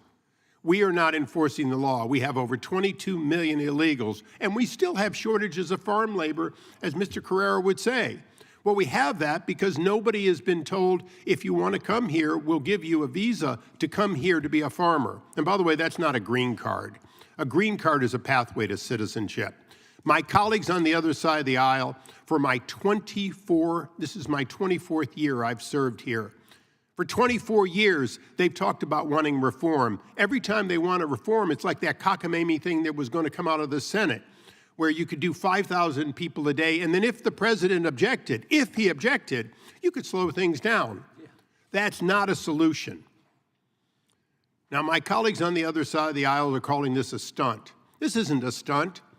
This is the fourth year of an administration that has willfully allowed people to come here with no vetting whatsoever, again and again and again, and they know it.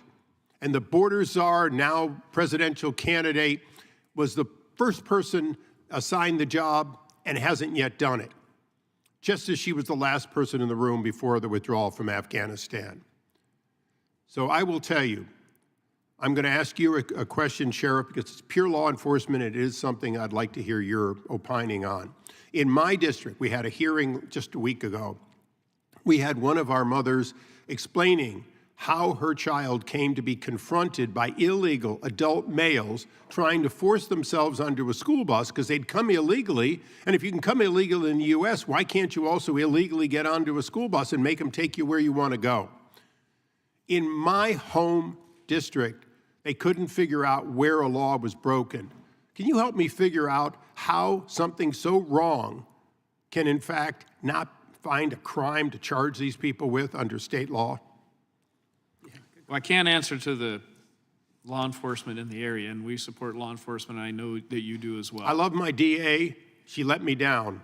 I'd like to like my sheriff, but I can't figure out how you could not come up with a charge. I know one thing.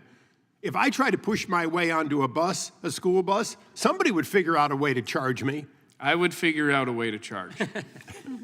In California, in my county, we would figure out a way to charge. There's laws for a reason, and we have safety for those reasons, and when you don't enforce the laws, safety is no longer in existence. To all the brave parents who came here to talk about their losses, the only thing you can tell by many of us up here on the dais that are not, I tend to be a pretty laid-back member after so many years, and I don't yell and scream. But I am animated today about your losses and the fact that they will continue until we change how we do business. And it won't be with the people across the aisle until we can actually bring them to understand we can't have 22 million people here. We will need a mass deportation. The priority, of course, should be criminal aliens. It should be people from unvetted. But it should be those 1.4 million who have already been ordered deported, none of whom have been sent out. Mr. Chairman, thank you for your indulgence. I yield back. Gentleman yields back. Gentleman from North Carolina is recognized. Thank you, Mr. Chairman. My objective in my 5 minutes, which is not much, is to hear from the moms. But before I do, I just want to take a trip down memory lane. Kate Steinle, does anybody know her name? Kate Steinle? She was used to be a stark outlier. She was shot on a pier in San Francisco in 2015. It was accidental, I think they said. It was sort of an occasion, sort of a freak encounter with an illegal alien. Now we have a hearing in front of us today in which I think I counted 5 dead. I think I got 4 brutal sexual assaults, a couple of those children. And Laken Riley's murder seems to sort of have announced this new phase. In my own community, a Guatemalan was arrested in rural Gaston County on an Interpol warrant for a child rape. A Honduran was charged with murder 1 in Mecklenburg County, Charlotte, where I'm from, arrested in Houston. In July, a Honduran illegal 18-year-old with a 16-year-old undisclosed identity went on a random shooting spree in Charlotte, North Carolina, killing 1 person, injuring a number of people. It was an MS-13 gang initiation, we heard. We're hearing about Aurora, Colorado apartment buildings being taken over by local Venezuelan gangs. Eric Swalwell can laugh about it if he wants to. He thinks it's funny, but you're hearing reports, a guy standing in front of a city council talking about migrants, Haitian migrants, dumped like 20,000 of them, dumped on one small community in Ohio, picking up ducks to eat and killing cats to eat them. I don't know if it's happening or not. We'll find out. They denied the Aurora thing at first, right, too. Witnesses have come before committees I've been on, and they've talked about hyper-violence. To the ladies, to Ms. Lopez and Dr. Mendez, with all due respect, conditions are not the same in the United States as in the countries from which people are fleeing. That's why they're fleeing. If you replicate the conditions in those communities, what will you have solved? Where will people flee? So here's the thing. When I was elected in a special election in September 2019. In October, I went to the border, and it was calm and quiet. There was one asylum seeker at the port of entry I went to, because in May, all hell had broken loose, and the Trump administration had responded with the migrant protection protocols, remain in Mexico, and it crushed the number of people coming in. It stopped the overwhelming flow. So the question I have for the moms, and I'm going to ask you one by one, do you think it's getting worse? And do you think it can get even worse than it is now? Ms. Nobles. Yes, most definitely. We're seeing more and more cases every day, a lot, way too many. Ms. Fundner. Yes, Absolutely. Fentanyl is just, every year it gets larger and larger, the deaths. I mean, this is on American soil. We have 300,000 people dead since 2021 under the Biden-Harris administration, and it's just growing, and we expect it to be much bigger this year. Now, we have reports that they're underreporting right now, and I'm not surprised because it's embarrassing. But yes, absolutely, it's getting worse. It is 100% getting worse. Ms. Morin. Yes, I think that if things continue, we're going to have a war on our soil. I think that this is a security risk for our country. And the reason why I think that is because people are turning a blind eye to what's actually going on. And that allows these unvetted criminals to come into our country, set up camp in all different states. I was just telling one of the gentlemen here that I was at the border. I met some folks at the border. I saw who lives at the border. I was also up in New England a week ago, and I was surprised by the amount of immigrants from the Congo and from Sudan and from South America in northern New England. That's unheard of. In Massachusetts, they've spent over $1.5 billion in order to... I want to save about 30 seconds for Ms. Nungaray, so give me finish that. All right, but yes. I didn't mean to cut you off, Ms. Morin. That's quite the contrary. Ms. Nungaray, how about you? Is it getting worse, and do you think it can get worse than it is?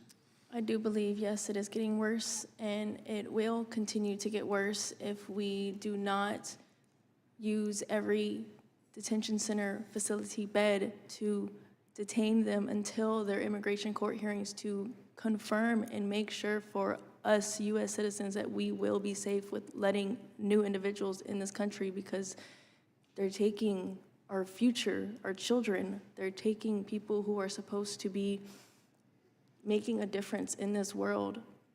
It'll get worse if we don't make a difference. Ms. Aguirre, I'm going to fire off one more question. They told us that there are about 2,500 children who were separated from their parents when we heard all the uproar about that. Now I understand that there are 300,000 children who are disconnected, gone missing. What about that? To me, it clearly sees that there is more, there's more worry about immigrants' well-being than Americans' well-being. And that's troubling, because they rather comfort migrants by not putting them through the process of getting them vetted, and that means staying in a detention center while that vetting process is taking place in an asylum hearing, right? So they're willing to jeopardize American lives in the process. So it almost like they have these backdoor arrangements where they're like, okay, well, we might lose some American lives. Some of them might be criminals, and we're willing to gamble with the Americans' public safety. And that's where we're at right now.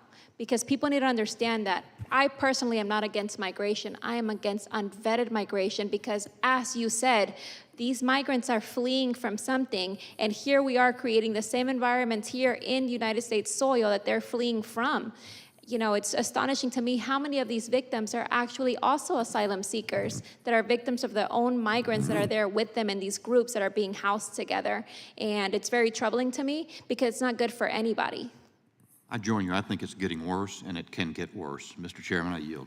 Gentleman yields back. I apologize. We're going to have to take another recess. There are 2 votes on the floor. I will try to get back ASAP, but you know, you can take a break, but we'll be back as quick as we can. Committee stands in recess. The committee will come to order. The gentlelady from North Carolina is recognized for 5 minutes. Thank you, Mr. Chairman. First, I want to thank all of the witnesses for speaking with us today. And I know several of you had to travel here, and thank you for taking the effort to share your stories with us. They're truly heartbreaking. I want to extend my condolences to the witnesses who have lost family members to criminal activity. I'm an attorney, I've been a champion against violence against women, and have tried to work to do everything that I can in all communities, but also in immigrant communities, to make sure that we stop the scourge of violence against women. And I stand with my colleagues for any way that we can do bipartisan work in this area. I also want to point out, I'm from North Carolina, so we're not a border state. And we've had incidences of illegal immigrants who have killed not just innocent victims, but also members of law enforcement. We're celebrating the anniversary of that, in that tragedy in my district right now. Immigration doesn't happen in a vacuum. It's a result of a lot of forces that push people from their native countries and pull them to ours. And perhaps one of the greatest forces is our American labor market. And I appreciate the comments of Mr. Boudreaux, understanding that there are labor issues in this country that bring people here and that opportunity.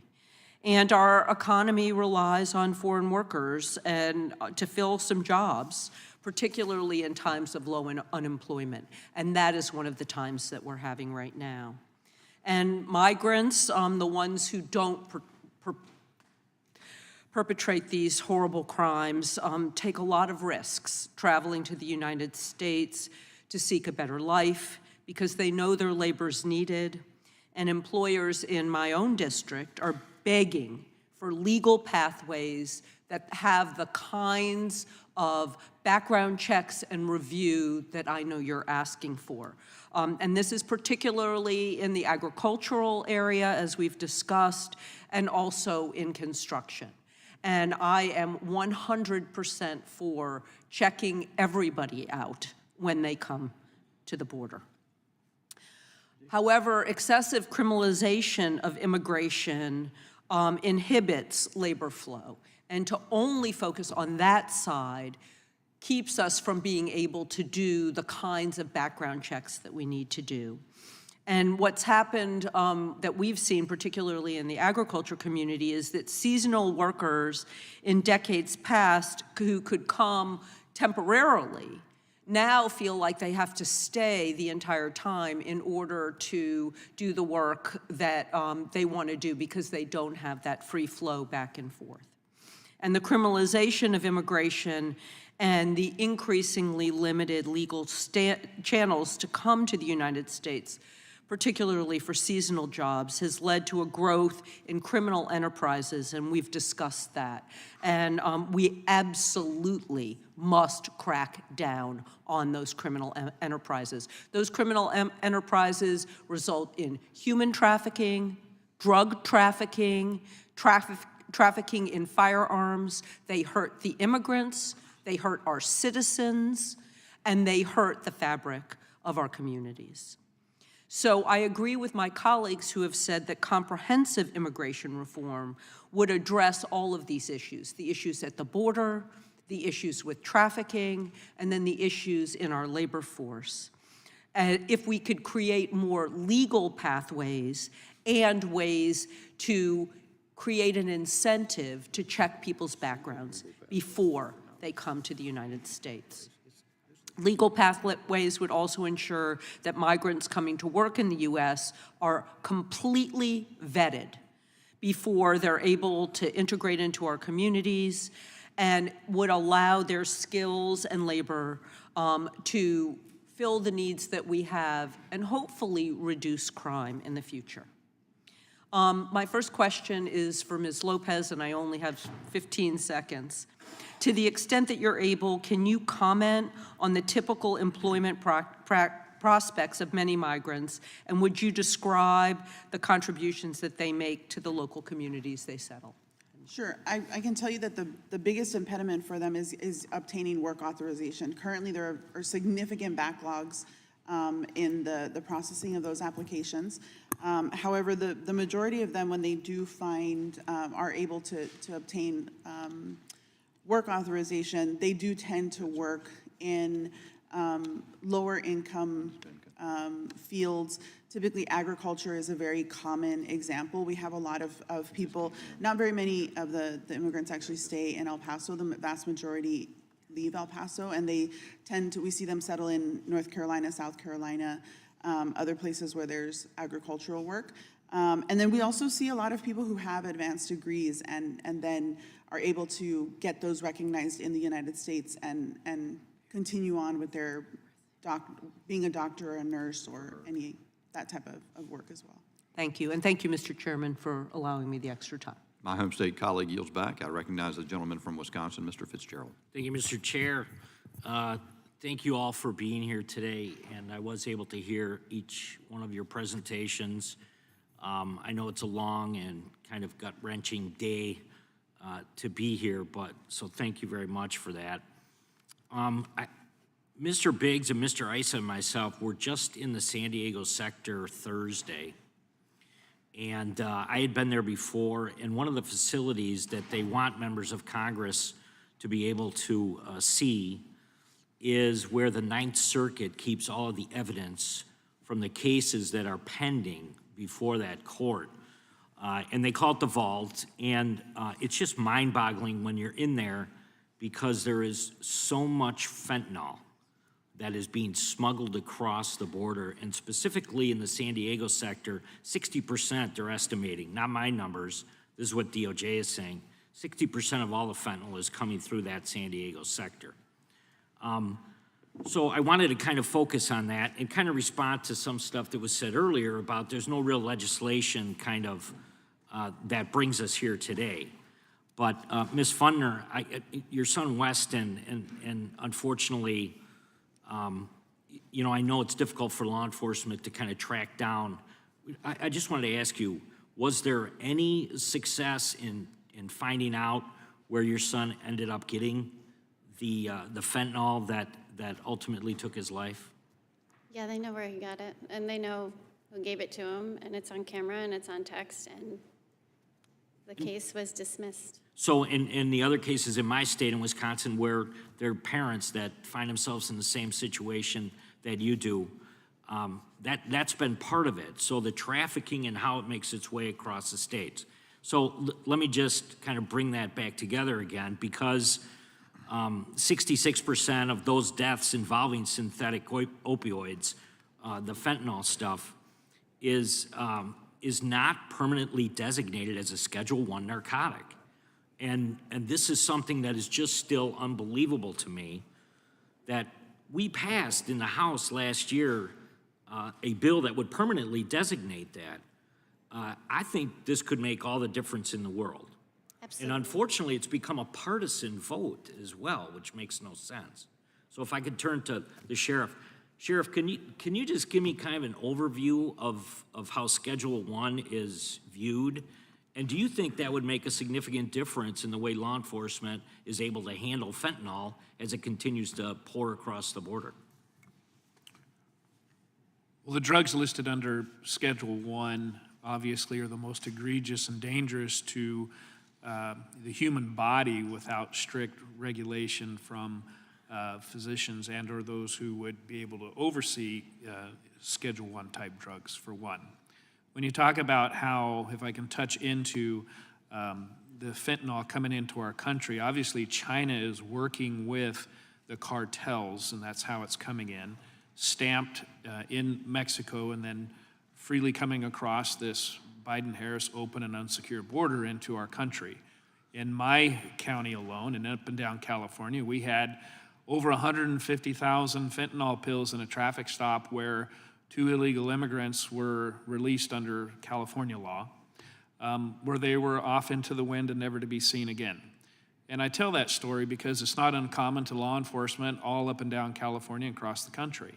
And that's how this fentanyl, this dangerous fentanyl, is getting into the United States.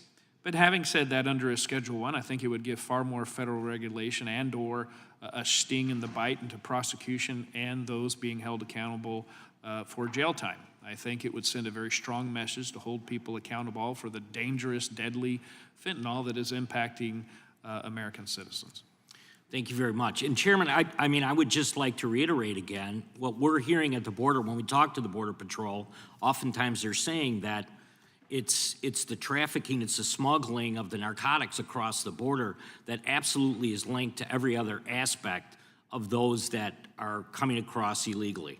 So if this is certainly the basis of a lot of the organized crime that's actually being utilized right now to make all this happen. So I think we bring the bill back, we focus on this, we pass it through committee and get it back on the floor of the House, and I yield back. Gentleman yields back. Chair recognizes the gentlelady from Indiana, Ms. Sparks. Thank you, Mr. Chair. I would like, Sheriff, I was looking a little bit at your bio. You're native of California and spent, almost 40 years as a sheriff. So you have a very long history and perspective, and and how it changed California and what's really happened at the border. What do you believe from your perspective, you look at it historically and where we are right now, what things have worked? Obviously, we have no border security. We have completely broken immigration system where if you're here illegally, you get a lot of benefits and your judgment prove and a lot of welfare that is very becoming problematic to really support our own citizens. But if you want to try to do something legal, it's almost impossible becoming to immigrate to our country with a long line and really very unreasonable and I would say very stupid immigration policy. But from the border security perspective, what have you seen work, what haven't worked? You work under a variety of administrations, Republicans, Democrats. What could you share with us that you think is important and where we are right now and what you think that an urgent needs that Congress needs to address? Yes, and quite frankly, I don't feel that it's all that complicated. I feel that it's pretty reasonable. That we have a strong and secure border, that we're able to vet those who are coming and going, that we provide the opportunity for people to come into this country through the legal system in which we have had for years. There's laws in place that just need to be adhered to and obeyed. We find that the drug activity and transportation and trafficking of drugs, guns, human beings across the border is less. Will it completely eliminate it? No. That's just part of crime and criminal activity. But we will have a controllable handle on it if we enforce the laws that are currently in place, and that we get rid of the most egregious and felonious people causing harm to American citizens, holding them accountable. If you're bringing fentanyl into this country and people die, you need to be held accountable.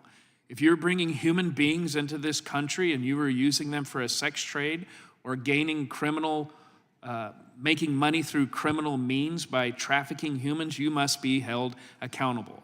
I believe there should be federal laws that if you are trafficking young children for the purposes of sex trafficking or any other means, or any other human being for that matter, that there should be a federal law that you are held in federal prison for whatever determinate amount of time that is, so that a message is sent very clearly to those who are doing that. If you hold people accountable, if you enforce the laws that are in place, you will see a drastic reduction in the amount of people killed by fentanyl, the amount of cartels that are involved in coming across the border into our country, and you will actually have immigrants that are here, living peacefully, working in this country with the idea of chasing the American dream. I do not think it's complicated. Thank you. I agree with you. And unfortunately, we haven't seen it, and especially in the recent years. But if you would look at some things, what Congress is doing or doing, because really the most important power we have is power of the purse, right? We set up policies, we give direction, executive branch should, follow these directions, and funding is the way for us to, to actually hold the other branch accountable. And we haven't been doing our job very well, not just very well, it's terrible. I always say the only good thing that makes me optimistic that Congress has about 12% approval rating, so American people can see it. There is some hope. But from some of the things, what do you think are the most important things if we look at the fund? And maybe someday Congress will have a funding discussion. We haven't had it for a while. We just do CRs and presentations. What do you think, the most important things? Because we've heard some very tragic stories, the real consequences, real life affected, because of negligence and disregard of duty by executive branch. And what do you think things that Congress should maybe take a looking at the funding and other things that we try to force the other branch actually enforcing the laws? I believe that law enforcement across this country should be supported, and the idea of defunding the police is one of the most ridiculous things that I've ever heard in my 38 years of law enforcement. We must support law enforcement at every level. Now, what that means is on the border, we need to spend money to make sure that we have a strong and secure border. But if you're asking me my opinion, and I'm only law enforcement, but common sense is something that I pride myself in. And I would argue that if infrastructure was put in place, that you had enough people along the border in regards to the judicial process, providing as many judges as you can, as well as possibly an incarceration facility to hold people in custody if they're coming across the border outside the means of the legal system. But you have enough resources at the border that you can actually keep it from becoming this funnel that everyone is so worried about and not being able to get into this country. But I think if you use the purse strings to help support resources along the border with infrastructure as well as people, I think that we would eliminate some of the issues that we, quite frankly, are facing in this country right now. Okay, thank you. I yield back. Gentleman yields back.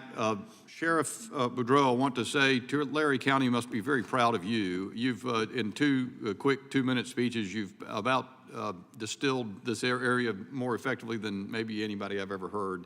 I understand that you have a flight to catch and need to leave the committee within 5 minutes, so you're dismissed to leave at your discretion. Thank you, sir, for being here. And with that, I recognize the gentleman from Virginia, Mr. Klein, for 5 minutes.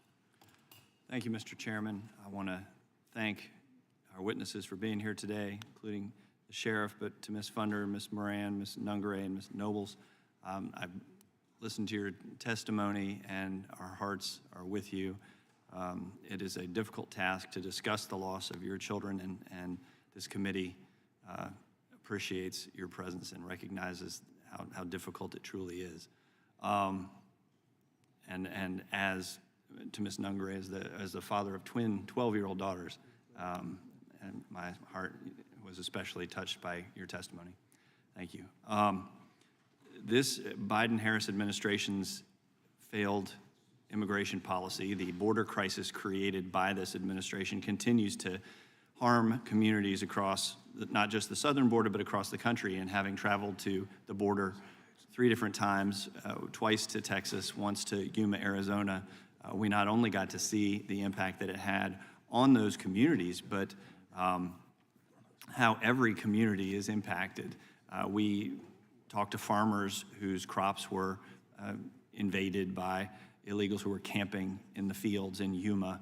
And if anybody's been to a convenience store in the middle of winter and turned over a ready-made salad and looked at the bottom, it says made in Yuma. So not only are you dealing with food supply issues, food price issues, but also farmer costs. And then we went to a hospital and saw a NICU, and the NICU directors talked about how many of their NICU beds are filled with migrants because it is a dangerous journey. Women are assaulted on the trip up, and they are often pregnant by the time they arrive at the border.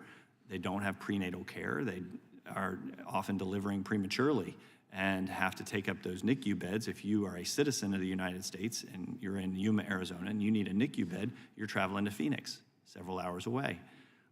Talking about the education system and the need for ESL teachers and the impact on the tax rates and the transportation and the housing costs. And this is a humanitarian crisis, but also a crisis at the border, and it's also a crisis across the country in communities like mine, which is thousands of miles away in the Commonwealth of Virginia. But having been a prosecutor, I worked with a county who had an ICE agreement so that when illegals were arrested for committing crimes, they were tried, they were jailed, but the day they got out of jail, they didn't go walk the streets of Harrisonburg. They went and were taken by ICE to the airport, and they were sent back. And to any of you who would like to answer, why should everyday Americans care about the border crisis, even if they are thousands of miles away from the southwest border in places like Virginia? Ms. Aguirre? I can tell you that all the people sitting here today didn't choose this path. Tragedy struck them without choice. Alexis had no idea that was going to be the last day she was going to have her daughter, alongside these other mothers. So whether or not you want to take notice of what's going on at the border, it might come knocking at your front door. Mr. Gonzalez, when he left to work that day, had no idea that was going to be the last moment he saw his daughter alive. The next time he was going to see her was at the medical examiner's office identifying her body. So whether you're a Republican, whether you're a Democrat, the criminal element of the immigration population do not care. Yeah. They are going to afflict their criminal ways on our communities regardless. And not even mentioning any of the financial things that you just mentioned, which are important. My primary focus is the preservation of life, right? And quality of life. And I am just besides myself that we prioritize giving a complete stranger who has never contributed to our society a chance at the likelihood that they may or may not harm a U.S. citizen. Yeah. Or in my case, a little girl who's also a migrant. And all you have to do, if you're in any part of the country and have a relationship with your law enforcement officers, go talk to them. Because as Sheriff Boudreaux said, even my sheriffs in rural Virginia can tell you when they pull over an unmarked van on the interstate highway and find sex trafficking, human trafficking, minors being abused, that is happening right in our backyard. And so we have a responsibility to protect the citizens of our districts, just as we do to ensure that you can be protected in your homes as well. So with that, Mr. Chairman, I thank you. I thank the witnesses again. I yield back. Gentleman yields back. Chair recognizes the gentlelady from Wyoming, Ms. Hagan. Thank you. There's a couple of statements that I'd like to make, and then I would like to give you an opportunity to make a statement about why you're here and give voice to the victims that you are representing here so beautifully. First of all, the Senate bill is not a border hardening bill, as you have pointed out. In fact, it would allow a minimum of 5,000 illegals to cross the border every single day without any enforcement whatsoever. I come from the state of Wyoming, and under the bill that has been proposed by the Senate, every 2 weeks we would have a minimum of 70,000 people crossing the border. That's more than the entire population of the largest city in the state of Wyoming. So I agree with you, that is not a border security bill. There's also been a comment made that we're not here talking about any particular bill, but that's not actually true. In fact, this week I am leading a bipartisan coalition of House members to introduce what's called the Fight Illicit Pill Presses Act. A bill which requires serial numbers for pill presses and prescribes penalties for tampering with pill presses.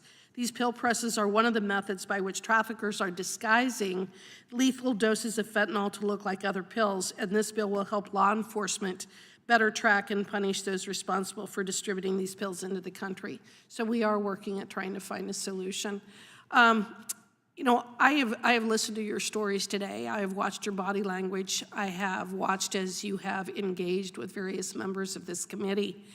And I think what I'd really like to do is give you the opportunity with each one of you who have suffered these terrible tragedies because of the crimes of illegal aliens. I'd like to give you just a few minutes to describe your family member and what is the message that you would give to the Biden, Harris, and Mayorkas administration. Ms. Nungaray, I'm going to start with you. Well, my daughter was definitely her own personality. She wasn't like any other child. She was spunky, quirky, was an amazing friend. I've had the pleasure of hugging so many of them because they just miss her so much.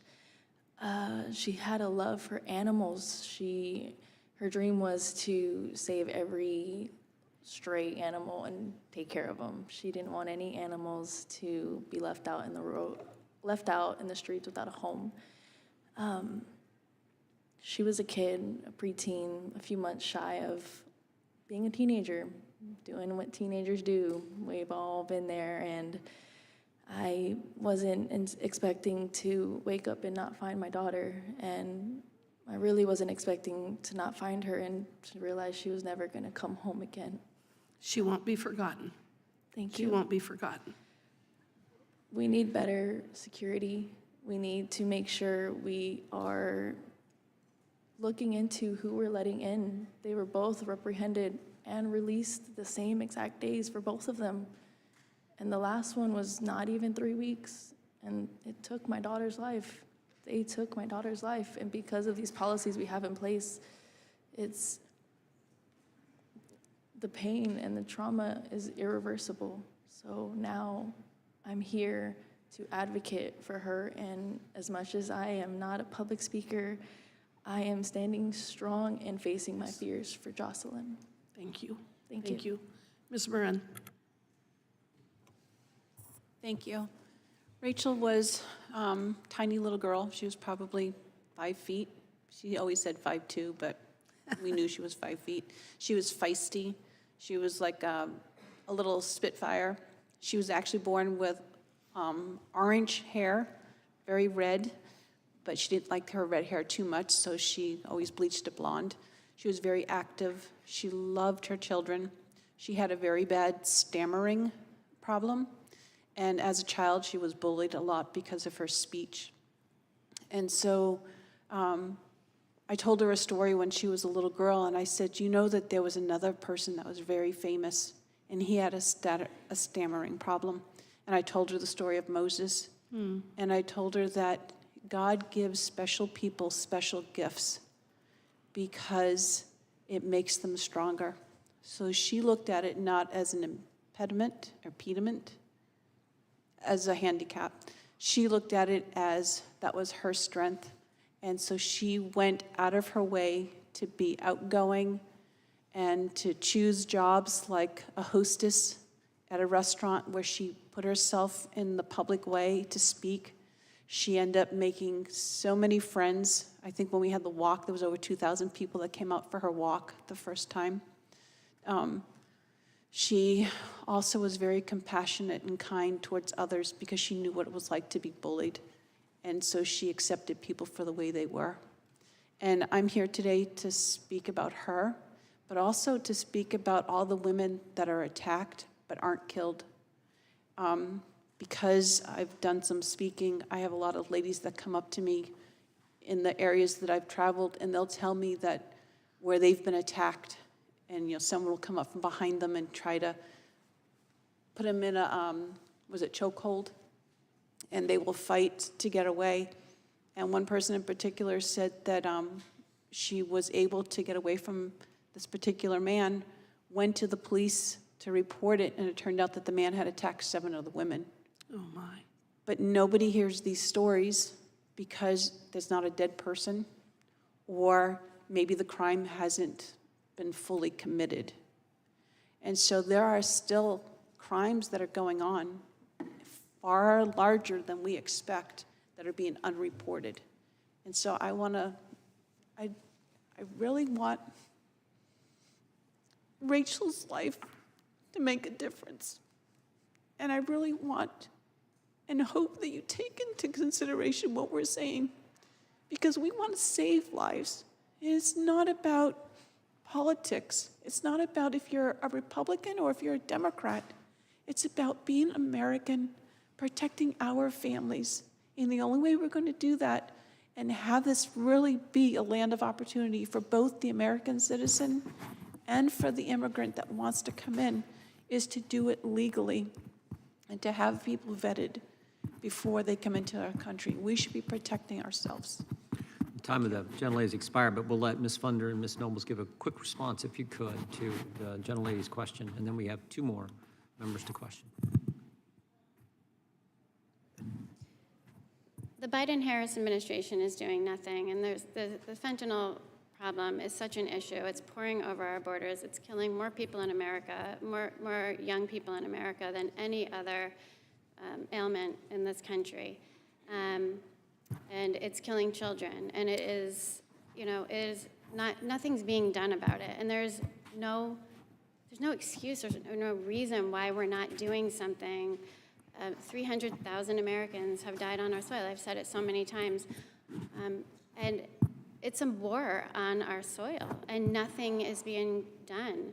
Why aren't we securing the borders? Why aren't we going after the cartels? Why aren't we telling China, shut down your factories? This is not okay.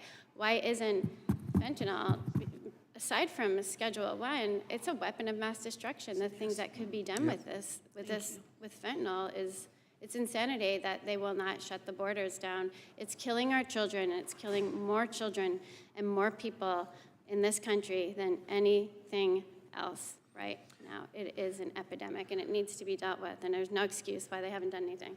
Ms. Nobles, if you could briefly give a brief response, that'd be.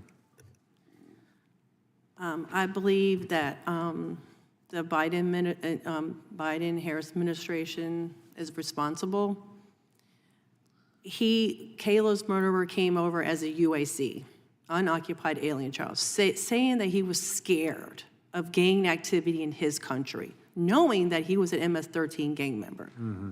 Kayla was a very loving, happy girl. She loved the home. She wanted to help the homeless. She loved animals. She worked so hard to become independent with having autism. She could live on her own. I made sure she could live on her own. I would never have let her live on her own if I knew she couldn't do it. She worked so hard to overcome all the obstacles in her life, and this monster just ripped her life out. After all that hard work, her life is just snuffed out just like that. I'm sorry. I'm sorry. Their voices are being heard. Thank you, and with that, I yield back. Generally yields back. I believe we just have 4 more. We'll go with Mr. Van Drew, Mr. Nels, Mr. Hunt, and Mr. Ruley. And then, again, I apologize for the long day and the breakup, but we'll go as quickly as we can here. The gentleman from New Jersey. Thank you, Mr. Chairman. To our witnesses here today, I am sorry for your pain. I can't say that I know what it feels like as a father and now a grandfather. I don't. Nobody will ever know. People shouldn't even say that in my mind. I am sorry, though. And there's no words I can say, but the worst of all of this is it didn't have to be this way. You know, I hear crocodile tears. I hear people, they should rot in hell, they should this and that. But we can fix this, and it should have been fixed, and it wasn't this way. Names like Lakin, Weston, Rachel, Kayla, human souls, human beings that were raped, that were murdered, that were disfigured, that were tortured and thrown away like garbage. And this is because, and I'm going to say it, of the Harris-Biden failure. And everybody can say what they want to over there, and I'm going to talk about that in a minute. And I'm sad to say this because I don't want to be mean. I do not want to be partisan, but I'm simply telling you the truth.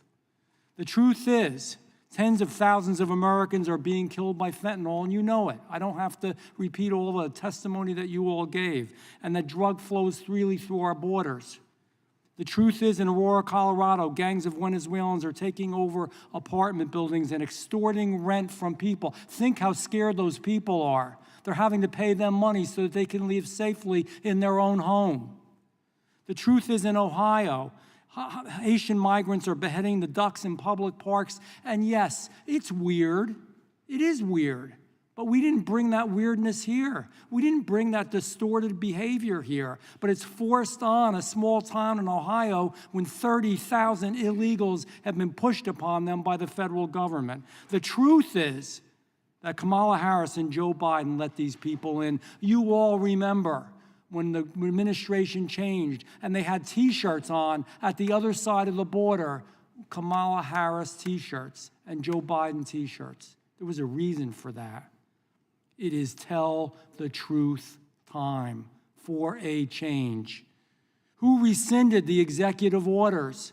The executive orders that Donald Trump had put in that were there to protect us. Who wouldn't finish the wall? Who wouldn't keep the Remain in Mexico policy? Who instituted catch and release into our country? Who let Title 42 lapse with no replacement at all? Kamala Harris and Joe Biden. When you do wrong, you have to own up to it and be blamed. And when our party, and I hope you'll look at old videos from the past, because this is not the only hearing we've had. We've had these hearings all across the country. When we brought these concerns up, the left laughed at us. And they said they were fabricating stories and that we were being political.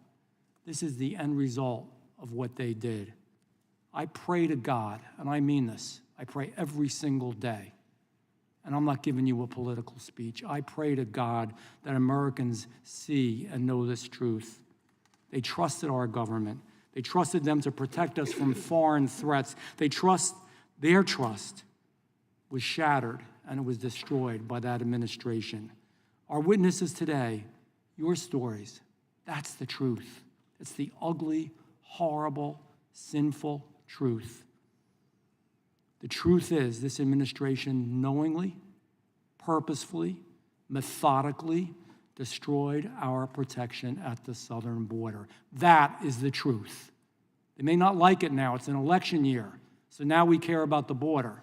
That's a lot of bull. I'm telling you the truth.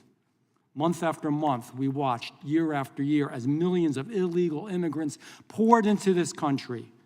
We watched as tens of thousands of pounds of fentanyl poured into this country, killing our youth, killing our most vulnerable, good kids that made sometimes just one mistake. And we watched as terrorists come into our country. We've got hundreds of terrorists in our country. We don't know where the hell they are, what they're doing, and what they're gonna do. And you know what we watched? Kamala Harris and Joe Biden do absolutely nothing and welcome it. Worse than all, they encouraged it. They've created this evil, and it is evil in our country. Not all undocumented are evil, but the process is evil and wrong, and it allows evil to come in. And you know what? When they asked her, and we all remember, it's on video. It's not hard to find. They asked her about it. What did she do? Do you remember? She laughed. She laughed. She said she hadn't been in Europe. She hadn't been at the border. She didn't give a damn. It was a joke. It was funny. It isn't funny. Your lives will never be the same. That's not funny. And over here, we know that we're really better and safer in the country because of illegals, and we're even told that they are better and safer than our own Americans, that our own Americans commit more crimes. And they've even said it today in this hearing room. You heard it. So I'm going to bring you real quick questions. Ms. Fundner, is that fentanyl laced pill hadn't been smuggled across our border, would your son still be here today, yes or no? Yes. Ms. Morin, if the man who murdered your daughter had been stopped at the border, would your daughter still be here today, yes or no? Yes. Ms. Nobles, would your daughter be here today if an MS-13 gang member with a history of murder was stopped at our border and sent back to where he came from, yes or no? Yes. God help us. We must be strong. We can't save these shattered lives. But if we want to do something in their name, that next bill that we finally get through and pass when we have a new president should be named for all of you. And their lives will still have meaning, and your lives have meaning. Chairman, I yield back. Gentleman yields back. Gentleman from Texas is recognized. Thank you, Mr. Chairman. Well said by my friend here, Mr. Van Drew. I'd like to thank our witnesses for being here, taking the time. To the witnesses that have lost a child at the hands of this crisis. As a father of three, I can't fathom what you're going through, and I'm truly sorry for your loss. Ms. Nungaray, I introduced the House version of the Justice for Jocelyn Act, which I thank your family. You helped write it. You helped write it. I want to thank you for that, to honor the memory of your daughter and make sure preventable deaths of American citizens at the hands of illegal aliens never happens again. It doesn't have to happen. And thank you again for your family's help. And on that, and again, my apologies. Spend a minute and share with the committee how important it is that this bill, this Justice for Jocelyn Act, that it gets passed. I believe it's super important for it to get passed because we don't know who we're allowing in this country. And the fact there were hundreds of beds they could have had them in, there was no reason to do the catch and release. What we have going on, there was no reason for it. They should have stayed apprehended until their immigration court hearing. That's right. It's not right, it's not fair. It took an innocent child from a future. She was supposed to be part of the future for the next generation. Well, I can assure this, you have my commitment. I think you have the commitment of the chairman and this entire Judiciary Committee that we're going to move on this. I think it's the right thing to do. It's very, very important. Unfortunately, there are countless other victims out there in the Kamala border crisis that didn't get an opportunity. They didn't get an opportunity to tell us their story in this committee today. And our witnesses are far from alone in their suffering. Ms. Fundner is not alone in the loss of her son from the fentanyl We've talked about the fentanyl and how it's poisoning our people. #1 cause of death for Americans 18 to 45. In 2021, more than 1,500 children died from fentanyl poisoning. In 2023, fentanyl deaths over 100,000. And it could all be prevented. It could all be prevented. And fentanyl is just one part of the story. There are many other victims. The countless businesses been victimized by mass retail theft committed by gangs. Rural areas near the border who fear for their families as illegals trespass on their property. New York police officers being beaten by these mobs of illegal aliens. People who themselves or other family members assaulted, been robbed, killed by an illegal alien, including those by drunk driving, happened when I was the sheriff of Fort Bend County. Before I came up here, I had illegals. And the knucklehead, after we caught him, we find out he was deported 6 previous times. How the hell do you get deported 6 previous times? Because you just got back and forth, easy peasy for him. Hard to look at a guy, look at the family of Miss Boo, who was killed by this illegal, and say, I'm sorry, but this guy shouldn't be here. Unacceptable. Reports of the armed Venezuelan gangs of illegals taking over entire communities. I think you touched upon it in Colorado, that trend, Nicaragua. And what's frustrating about that is this, is the Border Patrol back in September 2022, they knew, they were alerted, hey, look out for these bad hombres coming out of Venezuela. Because what do we know? Back in 2015, Trump was right. I can remember when he said it. They're not going to send us their best or their brightest, right? And then Trump is all of a sudden labeled as this racist because he said such. He goes, they're going to send murderers, rapists. He's right. He's right. He's right all the time, quite honestly. He's certainly right here. So I send a letter to Mayorkas in September 2022 expressing my concerns about what we're hearing from the Border Patrol. What kind of response do you think I got from him? Nothing. I hear nothing. Then we go into February 24 with Lake and Riley, that wonderful, beautiful nursing student, murdered by, again, another Venezuelan, right? Sent a letter to Mayorkas, and what do you think I get? What do I get back? Nothing. He just doesn't want to talk about it. He avoids it. Then we go to June of 2024, Jocelyn, Nungaray. Again, 2 Venezuelans. Nicolas Maduro's not a dummy. He's not. He sends all the worst people up here because he knows it's going to cause chaos for our country. So he embeds them, he sends them into our country, and this is what we get. Venezuela's, their inflation is over 222%. Their poverty rate is at 50%. Why wouldn't he want them back? We can't find out what kind of people these are when they enter our southern border. We don't have a relationship with Venezuela to find out what kind of people these are. But I'll guarantee it, Kamala Harris, you're responsible for this. Do you know what her position was in the border real quick? And then I'm gonna finish.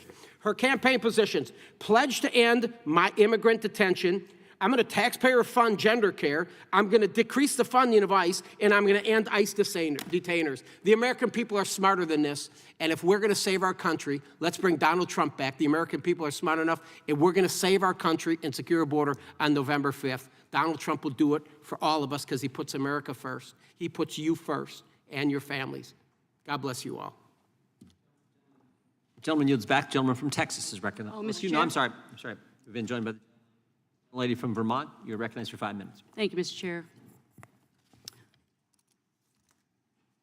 I come here as a new member of Congress.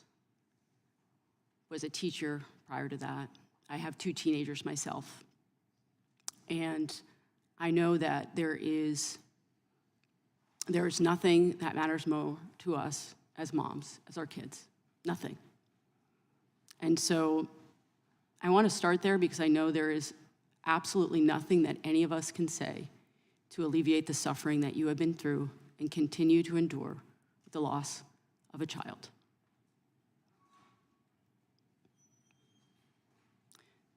Prior to coming into the committee today, I was in a hearing on the online dangers that girls and teenagers face.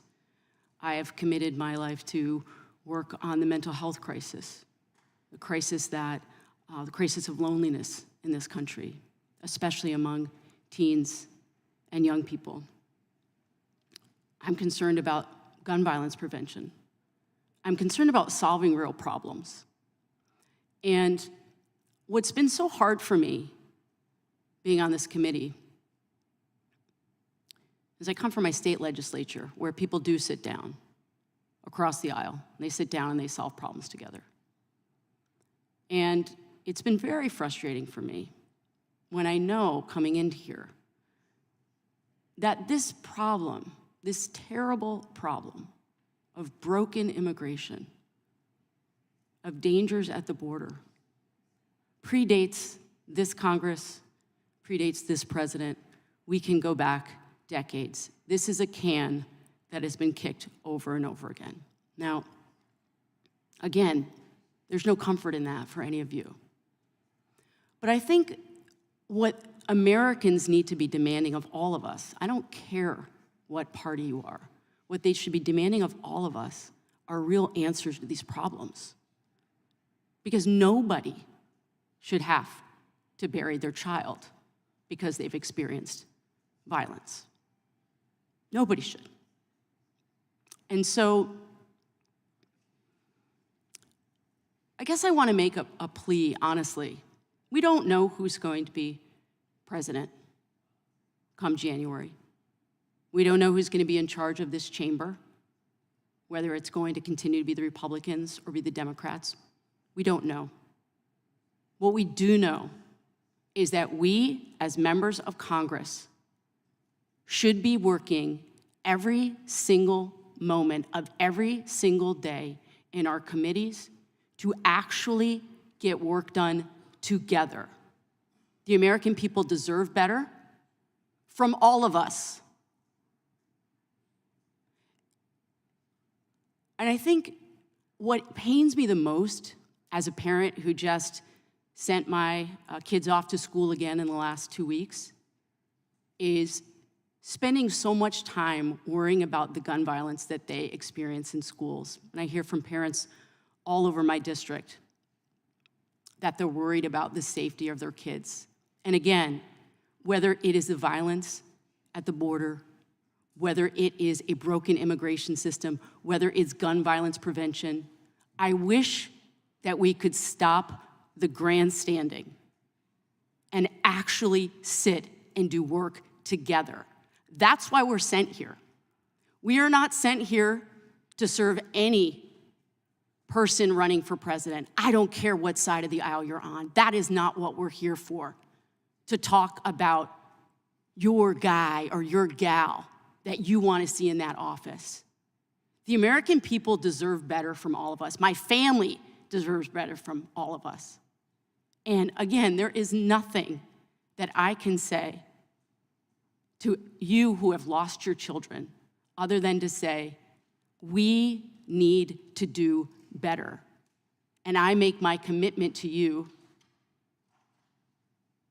to do my part, to work across the aisle, to stop demonizing each other, to stop demonizing Americans. And I also come to this hearing as the child of an immigrant who came here for a better life.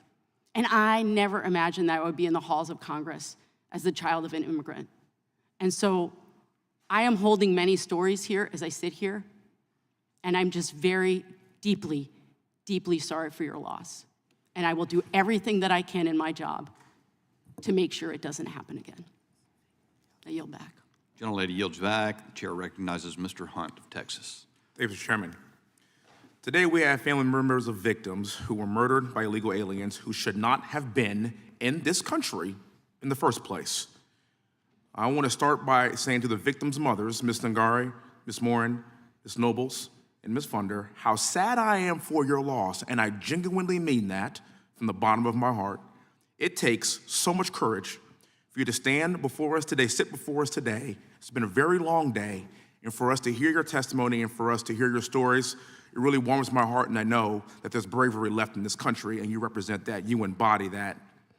Ms. Nungaray, I am a fellow Houstonian, and I want to especially thank you for being here. Your tragedy hit very close home to me. Your testimony is heartbreaking, and 2 illegal aliens walked across the border thanks to the Biden-Harris administration's open border policies. Within months of being in this country, they took the life of your young daughter, Jocelyn, which is ridiculous, and I'm a co-sponsor, and I'm also strong supportive of the swift passage of the Justice for Jocelyn Act so that no child or parent will ever have to experience this tragedy again and sit before us in this hearing room again. Thank you for being here. Question for you as well, ma'am, if you're open to it.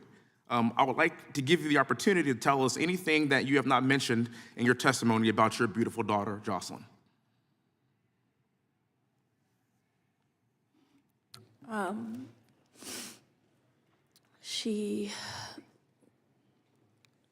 I didn't want to press what she was. She was a child.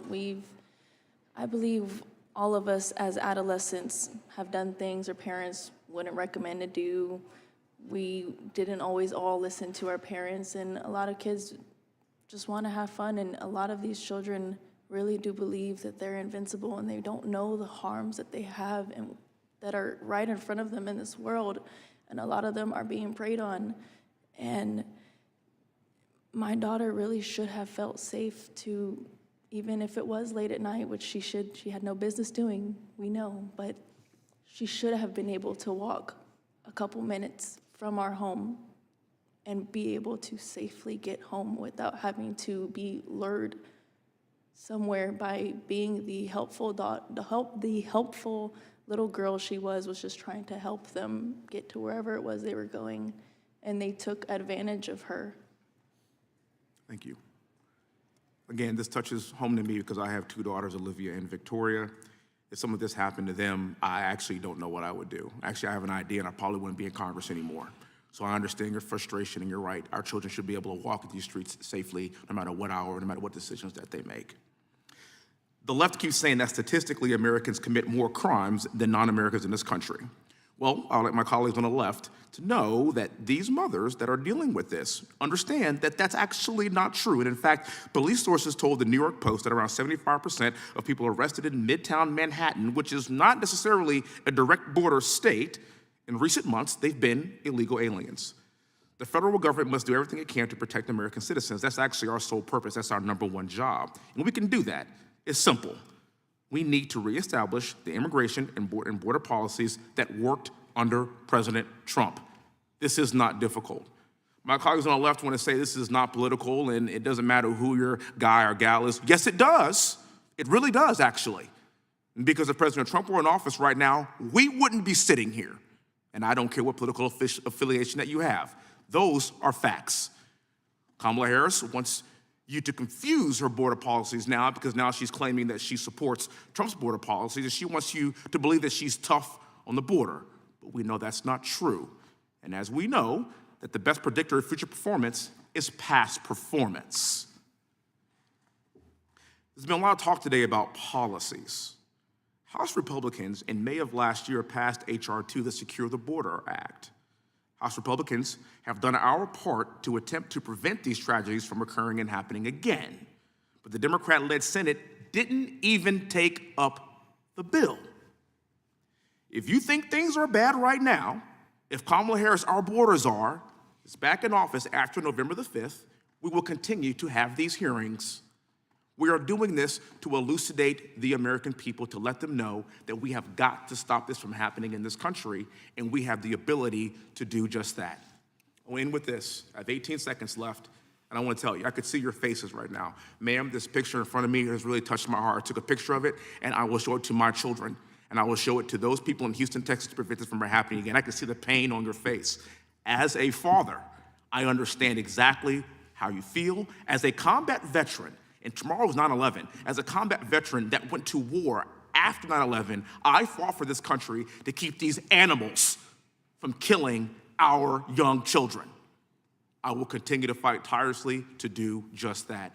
Thank you so much. Thank you for your bravery. God bless you all. And we are trying our best to prevent these tragedies from ever happening again. Thank you so much for being here. Gentleman yields back. Chair recognizes the gentleman from South Carolina, Mr. Fry. Thank you, Mr. Chairman. Thank you for this hearing today, and thank you, ladies, for being here. When I was in the South Carolina legislature, chaired an opioid task force that was our state's response to the opioid epidemic. And at the beginning of every hearing we did, you get into the policy, right? You get into the weeds of where you are and how do you get out of this. But we always started and ended every hearing with the faces and voices of those who are going through this themselves. And so it's incredibly brave for you to be here. Really appreciate you sharing these stories. I know it's not easy to do so, but thank you. Ms. Nungaray, your daughter Jocelyn was murdered by Venezuelan nationals who entered the country illegally, and they were released into the country with notices to appear in front of an immigration court. Is that correct? Yes, that's correct. And one of them had an ICE ankle monitor when he murdered your daughter. This to me is just like incredibly unfathomable that we're allowing these individuals into this country. What does it say about the policies of the Biden-Harris administration? Are there border policies or lack thereof working for the American people? There's a huge lack for public safety for us U.S. citizens. We should be able to feel safe throughout all cities of the United States, and it is a very, very broken, failed system. And I'm very appalled to be in this country because of how failed it is, especially after losing my daughter. We should be safe, and that shouldn't be a question, that shouldn't be a privilege, that should be a requirement. As a U.S. citizen, we should be safe at all times. No, I completely agree with you. And unfortunately, there are so many that are similarly situated to you and all of you that are going through this. Ms. Nobles, I want to turn to you. The illegal alien who murdered your daughter was an unaccompanied minor when he entered the United States. Once he committed murder, local police were able to determine that he was actually in a gang, MS-13, and had a criminal record in El Salvador. Can you tell us what happened when Martinez became custody of Child Protective Services after he murdered your daughter? The Aberdeen Police Department asked CPS to put him in a secure location because of the crimes that he was, being what he did. And they agreed to put him in a secure location. When they went to go arrest him, they found out that it was a group home, and he was in a group home with other children, and the local police said, oh, this is secure. They did not know, CPS did not let the Aberdeen Police Department know that they moved him from the group home to a foster home and enrolled him in high school. And what types of freedoms did he have after he did this? You said he was enrolled in high school, which is... He was put in high school with 1,400 other students, knowing that he was in a premeditated first-degree murder case, rape and assault. Exposed to all these other individuals. All these other individuals, and it makes me so angry that they put other children at risk. If Kamala Harris were here right in this committee hearing today, she was sitting here on the House side, what questions would you have of her? Well, actually, I would say, well, you can have Walter come live with you, because Kayla was murdered in her own bed. She was sleeping, and she had to wake up to this monster breaking into her room and strangling her with her own phone cord. She can have him. But she won't. Of course she don't want them in her house, but she's all for him, and it's not a joke. I would tell her, this is not a joke. You're laughing. These are real people, real children who had lives and was taken from them in the worst way. Thank you for that. Ms. Morin, I want to turn to you. In your testimony, you talked about how the Border Patrol let a man with an open Interpol warrant for murder enter our country. Do you feel safe under the broader policies of the Biden-Harris administration? Mr. Fry, Ms. Morin stepped away. Stepped away. Well, any of you, do you feel safe under the Biden-Harris policies? No, they chose to give people that have never contributed to our country the possibility of a better life while making the lives of the citizens worse, while risking public safety. They gambled because it's not their lives to gamble with. They have their private security. They have bulletproof car vehicles. They live in gated communities. What about everybody else that has to live with these individuals in their communities? And going back to the case of Maria Gonzalez, her neighbor was one of those individuals that was brought here. He was an unaccompanied minor, and ironically, since he left his town in Guatemala, the murders of little girls stopped. You know, it's remarkable to me, and I was listening in my office earlier, listening to the commentary on the other side. I'm happy to work on securing the border. But every time that we have come forward with a bill or a policy initiative to do that, that you actually secure the border, that you stop the flow of people who don't know why they're in the country, that we stop the criminals from coming into the country, they don't engage. They shut down debate. They say we're engaged in conspiracy theories. In fact, you know what's so strange? The first hearing, one of the first hearings that I was ever in this room, the ranking member said that we were imagining a border crisis. That is insanity. Y'all are living this every single day, and there are millions of people who are in your shoes. Thank you for your bravery today. Thank you for being here. And we will be praying for you and with you and continuing to push this and make sure that we can secure our borders. Thank you. Gentleman yields back. Chair now recognizes the gentleman from Ohio, Mr. Ruley. So I spent 6 years in the Ohio Senate, and I'm only in my 3rd month in Congress. So I've seen a lot of testimony over the last 6.5 years. This is the first time I was nervous, being in front of all the mothers. And my days are long. I have a lot of different things, hats I wear in my life. And I came home a couple months ago, and I watched a lot of news, and I saw Jocelyn's picture. Just completely broke down. Anyone that has a daughter, there's no way you could get around that. And I started thinking about what kind of questions I could ask the moms.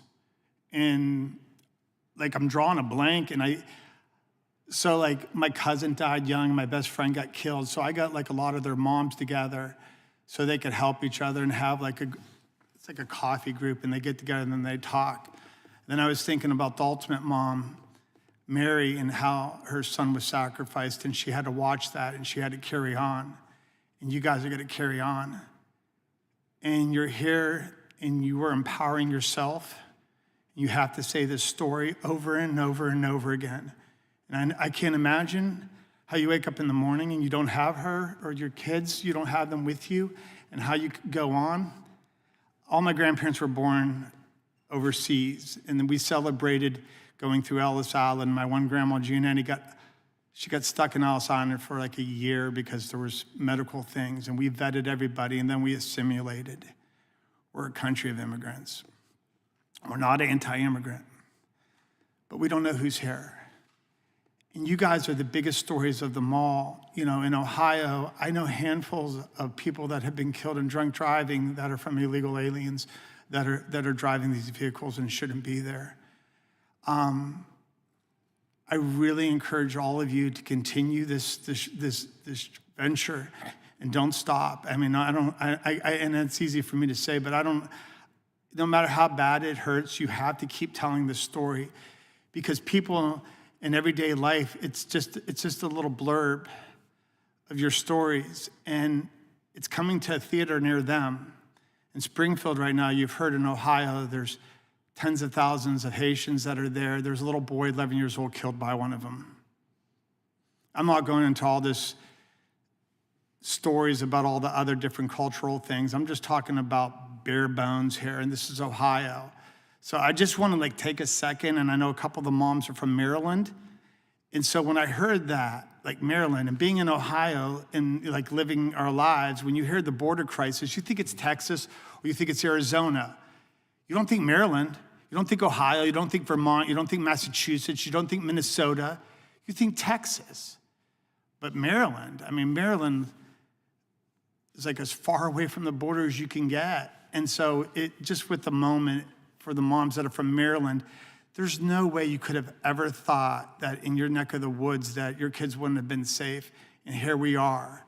We have to vet these people. So if the moms from Maryland could just say a word or two.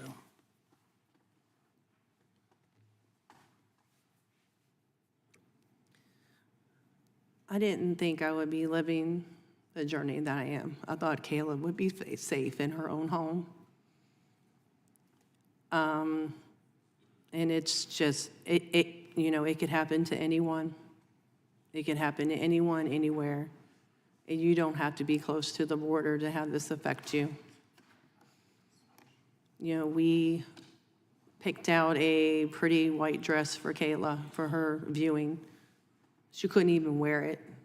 She had to wear a granny dress to be covered from her chin down. because of the bruise, because she was covered in bruises and her neck and all that was messed up from the cord. So this could happen to anyone.